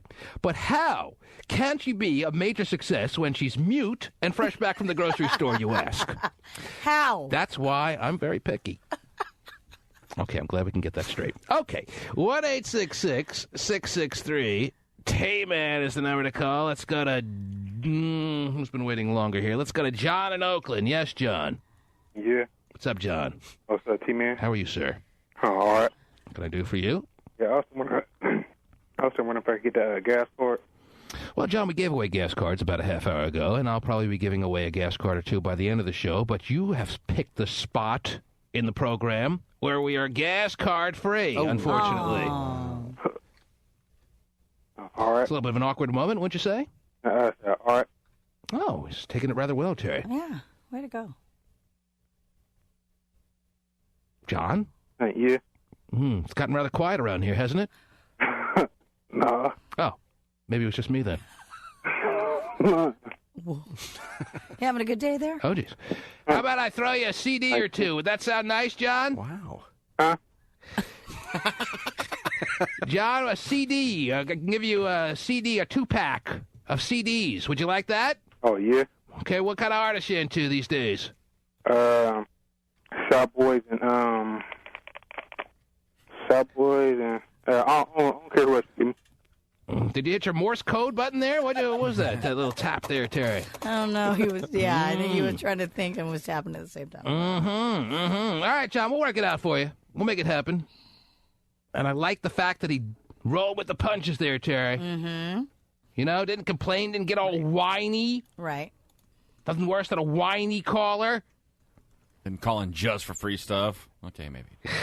Constance, the Bitchler, has returned. Terry, I understand, according to the update that I have in front of me on the Bitchler. Yes. I asked for a full briefing on the newest and the latest and the greatest in the Bitchler's life. Uh-huh. Ladies and gentlemen, are you shocked to find out that she has turned a page in her world and she is now a real estate agent? Whoa. Wow. She's selling property. You got a nice piece of swampland that has my name all over it there, Bitchler, or what? Yeah. Because I'm in You like it. every time. You like it extra swampy. Constance, good morning. Good morning. Where have you been? I know. Well, like you said, I mean, I had to do a career change. I was working for an investment firm, so I wasn't able to listen to the program. She's done a complete life makeover. Even her voice sounds different, Terry. Yeah, it does. It doesn't sound as hardcore. Maybe it won't take us long to drag that out of her, Terry, but at least from the get-go here, I mean, I'm even hearing a complete sounding Constance the Bitchler. Wow. Things change. However, not that drastically. Right. Let's be well, honest, they Constance. changed a lot, actually. You sound like almost like a mousy little. No, because I don't feel well. You don't feel but I well. seen Star a couple months back. She's like a guy now. Oh, I thought. Okay. No, I'm not She's kidding. back. She had on baggy Welcome pants. back, Constance. Yes. That hasn't changed. All right, you Star. saw, yes, your favorite fellow No, listener, she's Star, so out there. Weird now. And I thought she looked like a maybe guy? she's like a lesbian or something. I don't know, but Mhm. I have no idea. She sounded kind of gangster, and she was Oh, I was shocked. But Where'd you find her? Out at the, like in no, I the... seen her outside of 13 Coins. Mm-hmm. Yeah, Yes. just a couple months ago. Wow. Anyway, so I'm calling today about Vinnie because let me tell you, Terry is absolutely correct. In what? On what? In... Vinnie's gay. Oh, jeez. And I have Pooh. The boy is gay. Now, you can take like your Genuine and your Lloyd and your, like the Metro kind of singers that you don't know if they're gay. Right. Vinnie is flat out gay. Oh, jeez. And it's kind of scary that he kind of goes overboard with femininity to claim that as his draw. And when I came down there the last time, I was with one of my friends. Okay, wait a minute. Let me reflect back to the last time I remember Constance being a full-fledged participant in the program. Didn't she show a serious interest from a sexual standpoint as it pertains to Vinnie the Pooh? Yes. Okay, so is it just strictly a situation where a girl makes it known to a guy that she wants him, the guy for whatever reason is not interested, so the girl, in order to justify why she was shot down, decides that he's gay? Is that what this is? No. I do that all the time. That's No, why but girls don't like me. here's She's why. gay. Okay, naturally, I like metro men. So I like men that dress real pretty. They're very, high maintenance. But me and my friend had a bet going about Vinnie. And we were like, okay, well, she was mixed. If you remember, she was really cute. She was mixed, whatever. Obviously, like you said, I have blonde streaks, and so we're completely polar opposite. Mm-hmm. Out of those two, I mean, he would have shown some kind of sign. All right, Vinnie the Pooh is not in the studio right now, but he is calling the hotline really quick. But let me hearing finish this. before you let him speak. Go ahead. Before he speaks, you can finish your thought. Yes. Okay. So he refused. He was flirting with both of us, but didn't do a number change. So I emailed him about being a DJ at my sister's wedding. So we were emailing back and forth, and we were kind of texting back and forth. And I'm like, well, are you gay? He's like, no. He got all offended, and he's like, I'm not gay. I love seeing that on Everyone emails always thinks directed. that. Yeah. Are you gay? Are you gay? Check one. Well, he is. I'm telling you right now, that boy could have a beautiful woman naked standing in front of him, and he'd be like, I have to go. He's very... It's past the line of metro. So The boy is gay. because he turned you down, you've come to the conclusion that that is the equivalent. I don't know if I'm saying you're right or not, but she has decided that in her mind that her being turned down by him is the equivalent of a beautiful woman standing in front of him all naked and ready for action, and he turns it down. She's saying not only her, but her friend who's the opposite. So what does he like? I'm not saying that. I'm not saying I'm everyone's There's type. two I'm not different saying women that here was who it. dealt with him. He was offered a multitude yes. of different naked women ready to jump on board, and he didn't want any of it. Right. She's suggesting he would like one of them because they're so different. Oh, hell no. You must be kidding me. First off, Mama, what rock did you crawl up underneath it? Because you need to go back underneath the rock and let me speak real quick. I know you're tripping. She is bugging. Are you serious? That's why you get so upset. Nah, ain't nobody upset. I'm upset that you want to disappear. I'm upset for the fact that you want to disappear for like a year and a half, and then you want to pop up 3 weeks from Summer Jam and seeing what's popping with the backstage passes. That's what I'm upset about. And then, but you're not addressing. Yeah. Okay. Well, no. Let's address it. First off, let's address it because first off, this is classic. Remember, it happened the other day with the water pouring on the chick. Whatever. This is classic. I turn somebody down, and then they want to come at me like, "Oh, you're crazy. Oh, you must be gay. Oh, you don't want me." But she's saying it wasn't just her you turned down. You turned down her opposite-looking friend who was hot. She probably wasn't looking on point or nothing. I can't even remember what she looks like, much what her friend looks like. Constance, you want to say something? Okay, let's just be real for a second. Why would a man get so upset? What he would say is, well, come over and I'll show you I'm not gay. Be real. Out of all the women that have ever told you that they're gay, call me gay. See what happens. Yeah. Go ahead. Be one of them. I mean, at some point, Vinny, and I've seen the girl that you were talking to, and she looks like a dude. Oh, gee. Now, who was that? Please, to God, tell me who that was. Who was it? Who was it? Oh my gosh, she was the chick on your MySpace page with you. You know how many chicks I got on my MySpace page? Oh, yeah. Vinny, come on. I know you get girls thrown at you because they think you're all whatever. Yo, can you answer me this question? Were you throwing yourself at me? Were you throwing yourself at me? Yes, because we had a gut. Wow. She's admitting. She's admitting she was throwing herself. Yes. They had a bet. They had a bet on Vinnie. She was throwing herself, and only for that reason. But regardless, I think he's very attractive. I think Vinnie is very attractive. He's a little cockeyed like Aaliyah, but he's kind of. Oh, jeez. See, there's a rule that you always bet on mixed. Cockeyed like Aaliyah, all the girls that throw themselves at him, he could get some. Yes. Either he's small, uncircumcised, or just has no, he has no skills. Regardless of what the reason is, you're saying that absolutely he was laid up there on a platter for VTP, and he was not interested. He was not only not interested in you, he was not interested in your friend who's hot but looks completely different than you. So you're wondering, what would it take to interest this man?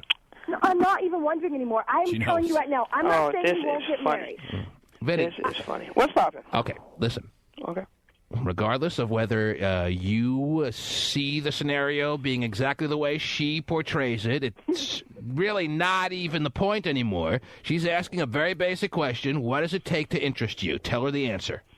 Man, not being... Oh, man? Wow, I knew it. Be honest with you, you feel me?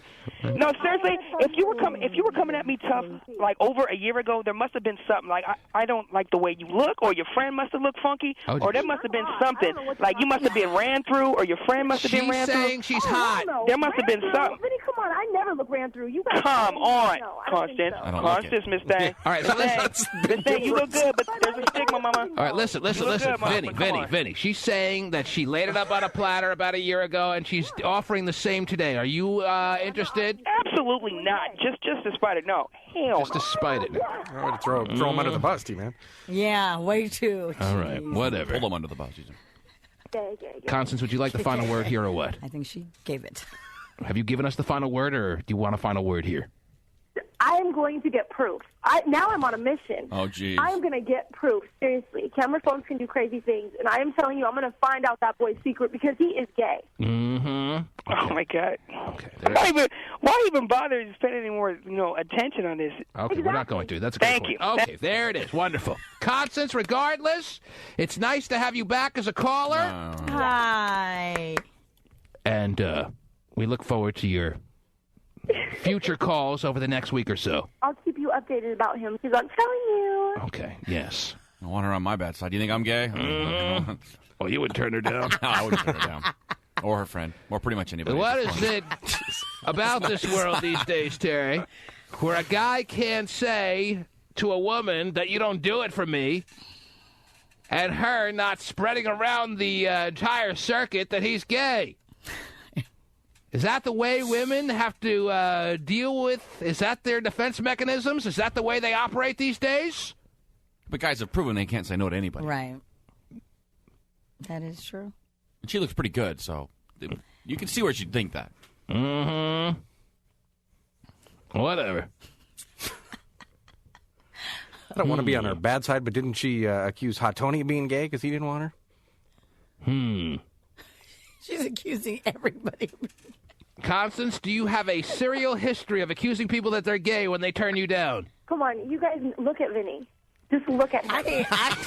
Did you once accuse in the past Hot Tony of being gay because he No, turned I you didn't down? call Hot Tony gay. I said he didn't know how to dress. He was a stalker, if you remember. He's not gay. The boy, I just emailed him the other day. He's in a relationship. He's not gay.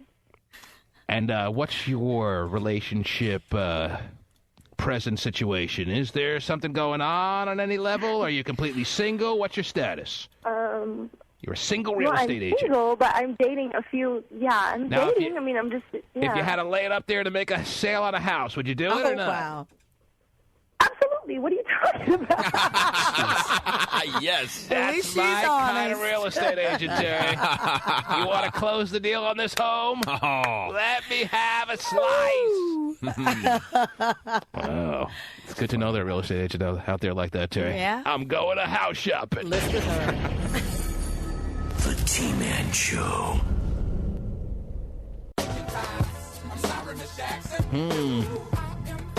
Terry, we are still monitoring the situation at the LA County Jail with the suggestion that any moment Paris Hilton may be released to the free world. Be awesome.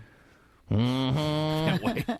They were saying the likelihood is it'll be sometime tomorrow, but then the suggestions came down at the beginning of this morning's show that in order to try to avoid the massive crush of media that will be ready for her release, they might let her go a day early. Mm-hmm.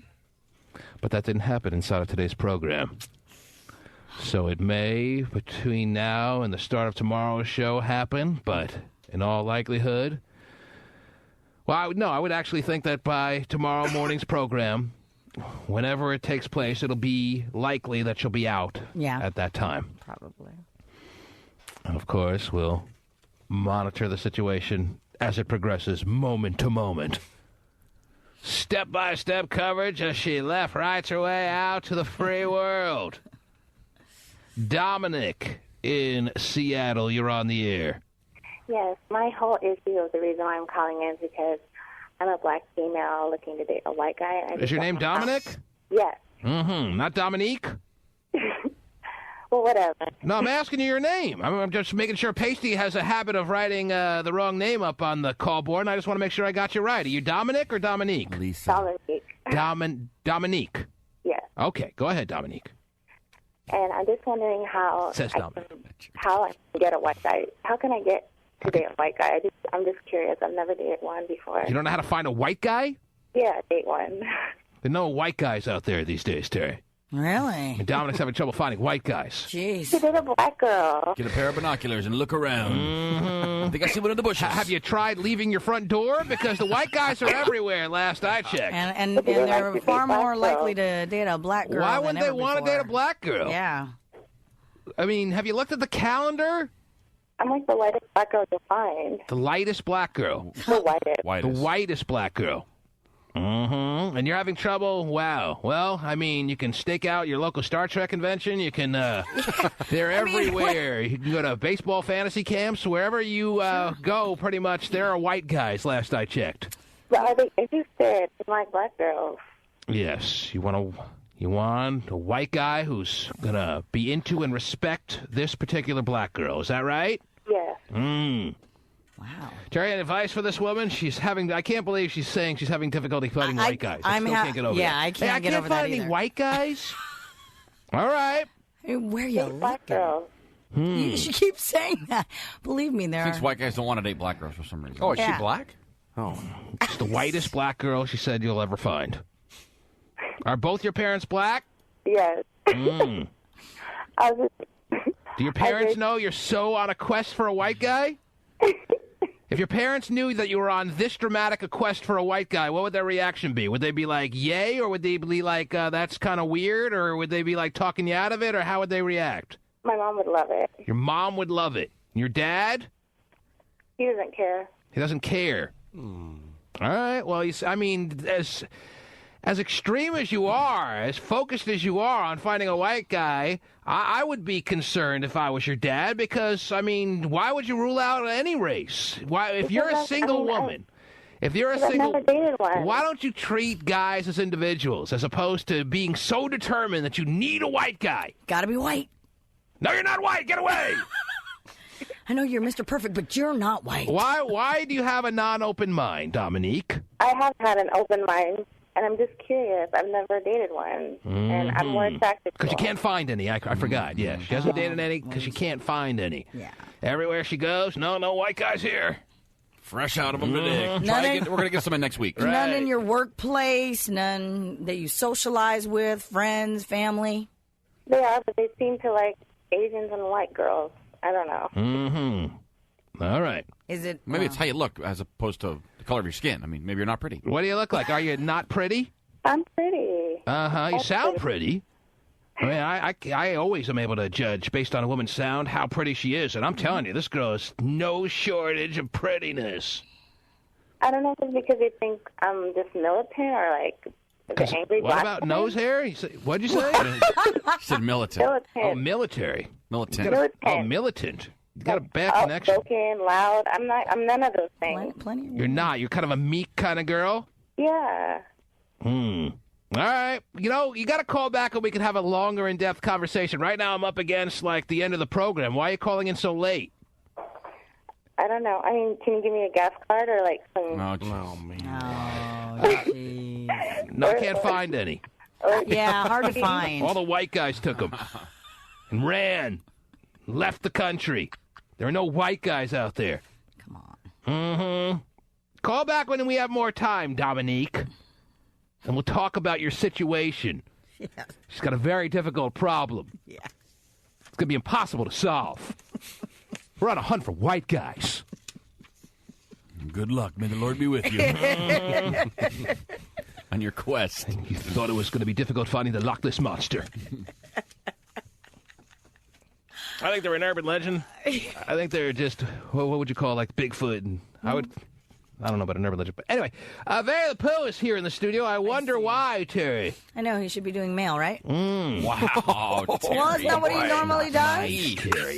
That's what he does. Hating on him. Keeping a man Shouldn't you down. be having like another child or something? Oh. That's what you do, isn't it? Yes, that is what I do. Vinnie, how could I be of assistance to you? I see you come back to the studio. Is there anything that needs to be said, or is there anything you would like? Is there anything I can do for you? I was actually seeing if I could get the first crack at hosting the after show. Wow! Nope, I'm in. Vinnie the Pooh Already asked. is hoping that he could have the floor to himself, maybe to be in control of the proceedings, so he can. Do you feel like there's an air clearing moment that needs to for happen sure. here? I need to address some things, get some things off my chest. Well, when you want to take the first crack at it, I bet. Oh, jeez. Would you like a co-host that you have as far as a request? Yeah, see what my man Ann Jizzle's doing Wow. right now. You hosted on Friday, by the way, so you had a pregame weekend show, and now you want to have the wrap-up. Let's do the wrap up. Mm-hmm. I just need to say some things. Is Angel ready to co-host with Vinnie the Pooh yet again on the after show? Yeah. Is he good to go?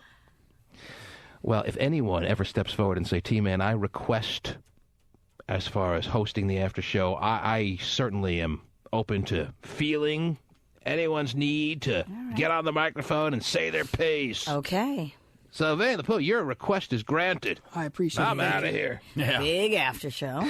The after show will be once again, ladies and gentlemen, and I hope you have a diverse after show, not only clearing the air as far as your thoughts are concerned, but maybe recapping some of the highlights of today's program. For sure. I can't think of one, but We'll write them down for you. Mhm. And if you want to give away, I don't know about gas cards. I don't know if you guys are ready for that yet. That's serious stuff.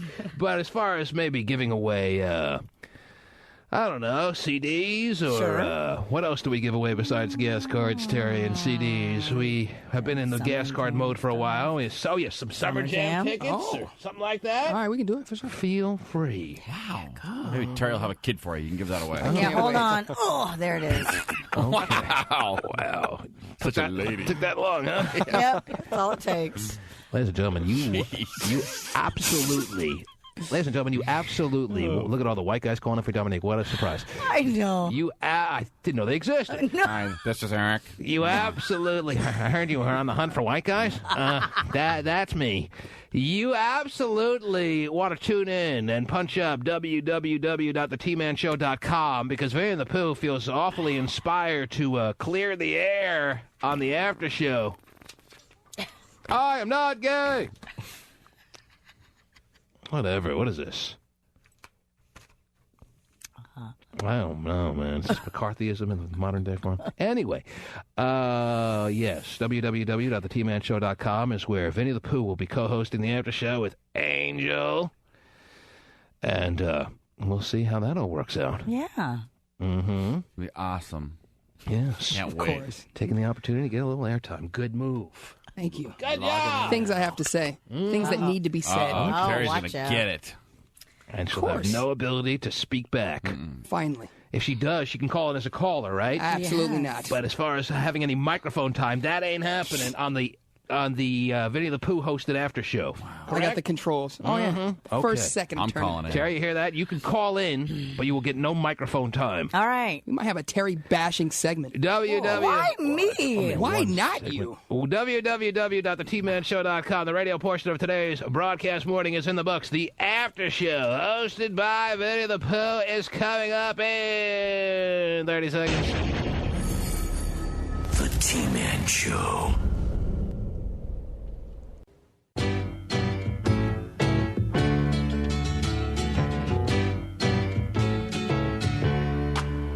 Welcome back.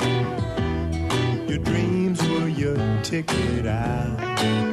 Welcome back to that same old place that you laughed about. Well, the names have all changed since you hung around, but those dreams have remained and they've turned around. Who'd have thought they'd lead you? Who'd have thought they'd lead you? Back here where we need you. Him a lot, 'cause we got him on the spot. Welcome back. Welcome back, welcome back, welcome back. Welcome back, welcome back, welcome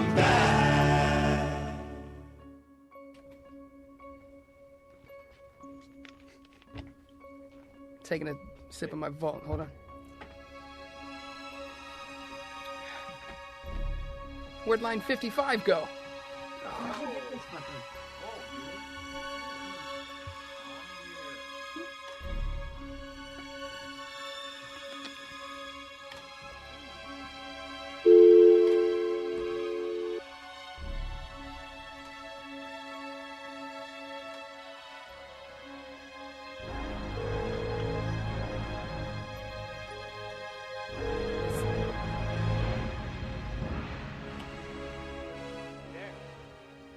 This is the after show, officially.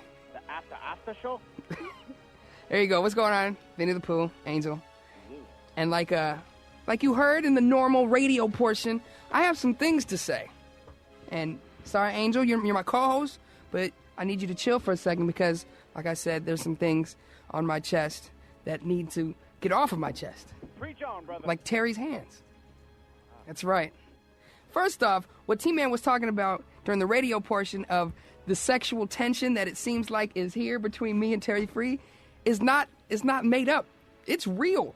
Like, you need to be here in the studio to feel it. The way that she, tells me that I'm cute, or Vinnie, I really like what you're wearing today, or Vinnie, your haircut looks so nice, and what are you doing this weekend, Vinnie? Like, all these questions directed at me just shows me that how genuinely interested she is in me. You feel me?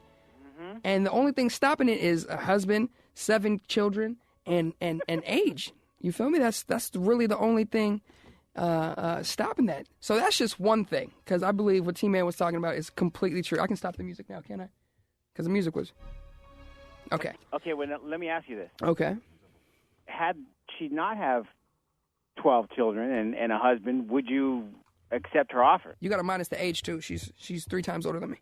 Yeah, well, she may be able to teach you a couple things. She may be able to teach me a couple things. I'm just saying, if the opportunity arose, would you do it? Well, of course I did. Terry looks good, but I'm just saying, there's the tension there. That's why she's getting on me, because just like everybody else who I decide to deny, she want to jump on me for whatever reason. But that's another thing. Hold on one second.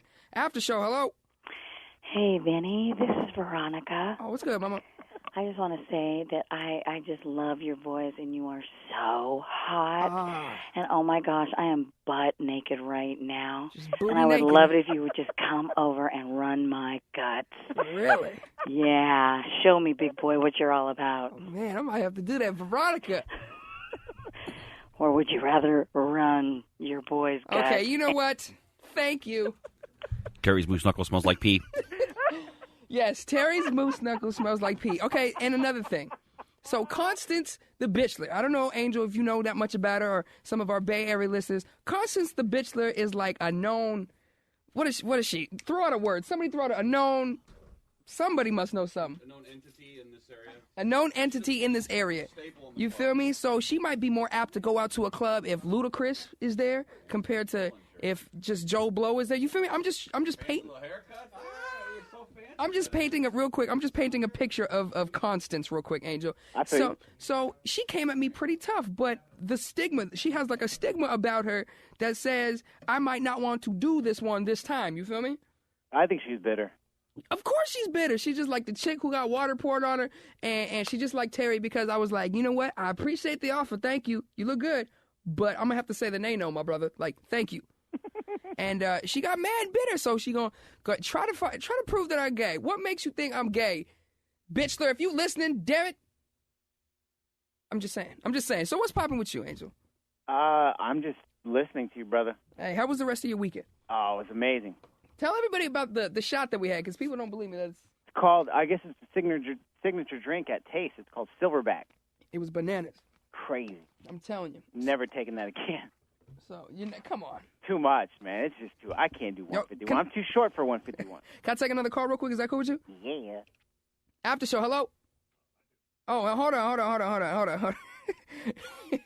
After show, hello? Hi, Vinnie. How you doing? I'm good. Who's this? This is Julia. I'm calling from Oakland. You know what? I listen to the show every day, right? Okay. I never knew what you looked like. Never thought to go online. Okay. But I hear they always say you gay, right? Whatever. That's their opinion. So today I go online just to see the voice. Mm-hmm. You are not gay. Well, you are gorgeous. Well, thank you. You are. I mean, you are gorgeous. Even my 14-year-old daughter and my 11-year-old daughter think you look good. Julia, Now, you know what? What's up, Mama? Let me just say something. Just because you have standards and you don't sleep with everybody and their mama, you feel me? Julia? Doesn't make you gay. That just makes you have some kind of respect. Your mama raised a man. You damn right. Julia, you And might be the that's it. smartest person That's on all. this earth. Julia, hold on, Julia. We gonna hook you up with something, all right? I don't know what it is. It might be Pasty Dave's phone number, but we're gonna give you something because finally, like, someone in this world sees what's going on. Oh, Vinny's gay because he turning down on it. First off, I'm turning you down because you probably married, or you fat, or one of your boobies drips lower than the other one, or you're ugly, you're cross-eyed. There's all these reasons. You know what, Vinny? And I also heard them say that any woman that's dancing with a dude and he know how to dance, and that's gonna make her curious to want to give him some. It's gonna make a hoe curious, but not a woman. See? Wow.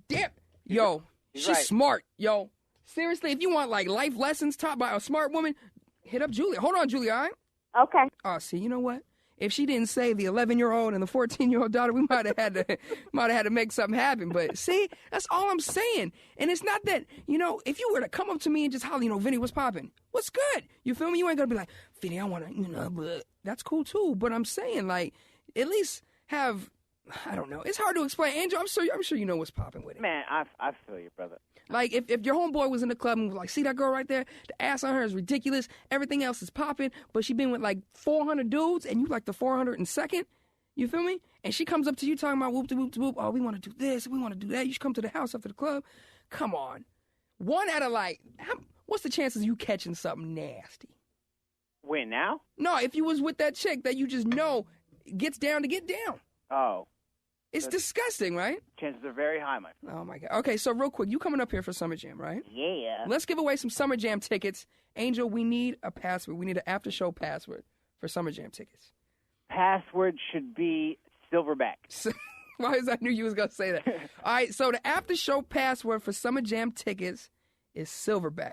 So 1-866-663-T-MAN. Call us up. If you want to go to Summer Jam July 28th, it's going to be bananas. Yo, man, that's so... We need to recreate the Silverback in studio one time. Oh. We might be able to do that. Pasty, can you work on that? You got to let him try it. I don't. You think the 151? Pasty, do you like 151? Would you drink a drink with 151 in it? I have. Really? Yeah. Pasty goes hard. Pasty does go big. Yeah, it is a little tough. So like I said, Summer Jam tickets, the after show password one more time is Silverback. All right, 1-866-663-T-MAN. So let's see, is there anything else I need to... I'm not gay. I mean, I don't know if I have to keep repeating that. Come on. A lot of people listen to the show, you feel me? And a lot of people come out to clubs and whatnot that I've been at. I'm saying there's a lot of people out there that know I'm not gay. I don't feel like I need to explain it and have to prove myself every time somebody wants to feel like they cute and pull my card. Forget them. They're crazy. Just leave it alone, brother. What's popping with you, Angel? What's going on today? Man, I'm excited to go to Seatown. Oh, yeah, you coming up here, right? I'm really excited. Yeah, I'm about to book my flight this week. I'll be there on Thursday through Sunday, and it's going to be major. Oh, man, it's going down. Some of the ladies in Seattle, I'm telling you, man, you might like some of them. I'm pretty sure of it. We'll see what happens. I'm interested to see what happens. So what's up with the tickets? Oh, we are? For real? Okay, I'm going to just take the random first caller. Here we go. After show, hello? Oh, my goodness. Somebody shooting? What's up? Hello? What's your name? Hey, it's Jamal, man. Jamal. All right, so you listening to the after show, right? Yeah. And I wanted to call in and comment as for the simple fact that I got your back, player, man. Good looking out, Jamal. I appreciate it. Hey, man, these people may be hating on you on the show, and you know what I'm saying? I think the fact of the matter is that you have came in with testimonials of you and your life, you know what I'm saying? Yeah. There's been a chick that called in. I remember a while ago, a chick called in and said you twisted her up pretty much either at Summer Jam or directly after Summer Jam. Although you didn't want to admit you twisted her up as many times as she said because sure. You know she was kind of ugly. You know what I'm saying? It happens. But still. It happens. You know, I could have a whole roster call and be like, Vinny did this to me. Vinny's on point. Blah blah blah blah blah. And Terry would still find a way to be like, oh, he can't get it done. Or somebody call up, oh, Vinny's gay because he turned me down. You know what? It's like a lose-lose. Feel me? But I appreciate. Yeah, she's a hater, man. She looks like Manny Pacquiao anyway. You know? All good, man. All good. Okay, we still trying to give away these Summer Jam tickets. Hold on, let's go right here. After show, hello. Oh, hold on. That's not in the. Okay, here we go. After show, hello. Hello. Who's this? Taylor. Oh, Taylor, why are you all being all sexy voiced and whatnot? I'm at Just work. woke up. You're at work? Yeah. Where you work at? Midrex. I don't know what that is, but good for you, mama. Okay, so you're listening to the after show on the TeamManShow.com, right? Yeah. All right. So what's the code words? Silverback. Oh, you already know. And you want to go to Summer Jam? Yeah. We need to hook you up with some tickets. You want to go backstage too? Yeah. Pasty. Summer Jam tickets and backstage passes for you. What's your name again? Taylor. See, it's that easy, Taylor, right? You call up with the sexy voice from work and we hook you up. Okay. It's that easy. Hold on. She was exciting, bro. She was not exciting. Yes, I'm going to Summer Jam. That's great. Okay, you know what? I'm done. I've said that, everything that needs to be said. I'm not gay. I've had sex numerous of times. Nothing but good grade A report cards from ladies, I'm sure. You feel me? Silverback is the drink to go at Taste.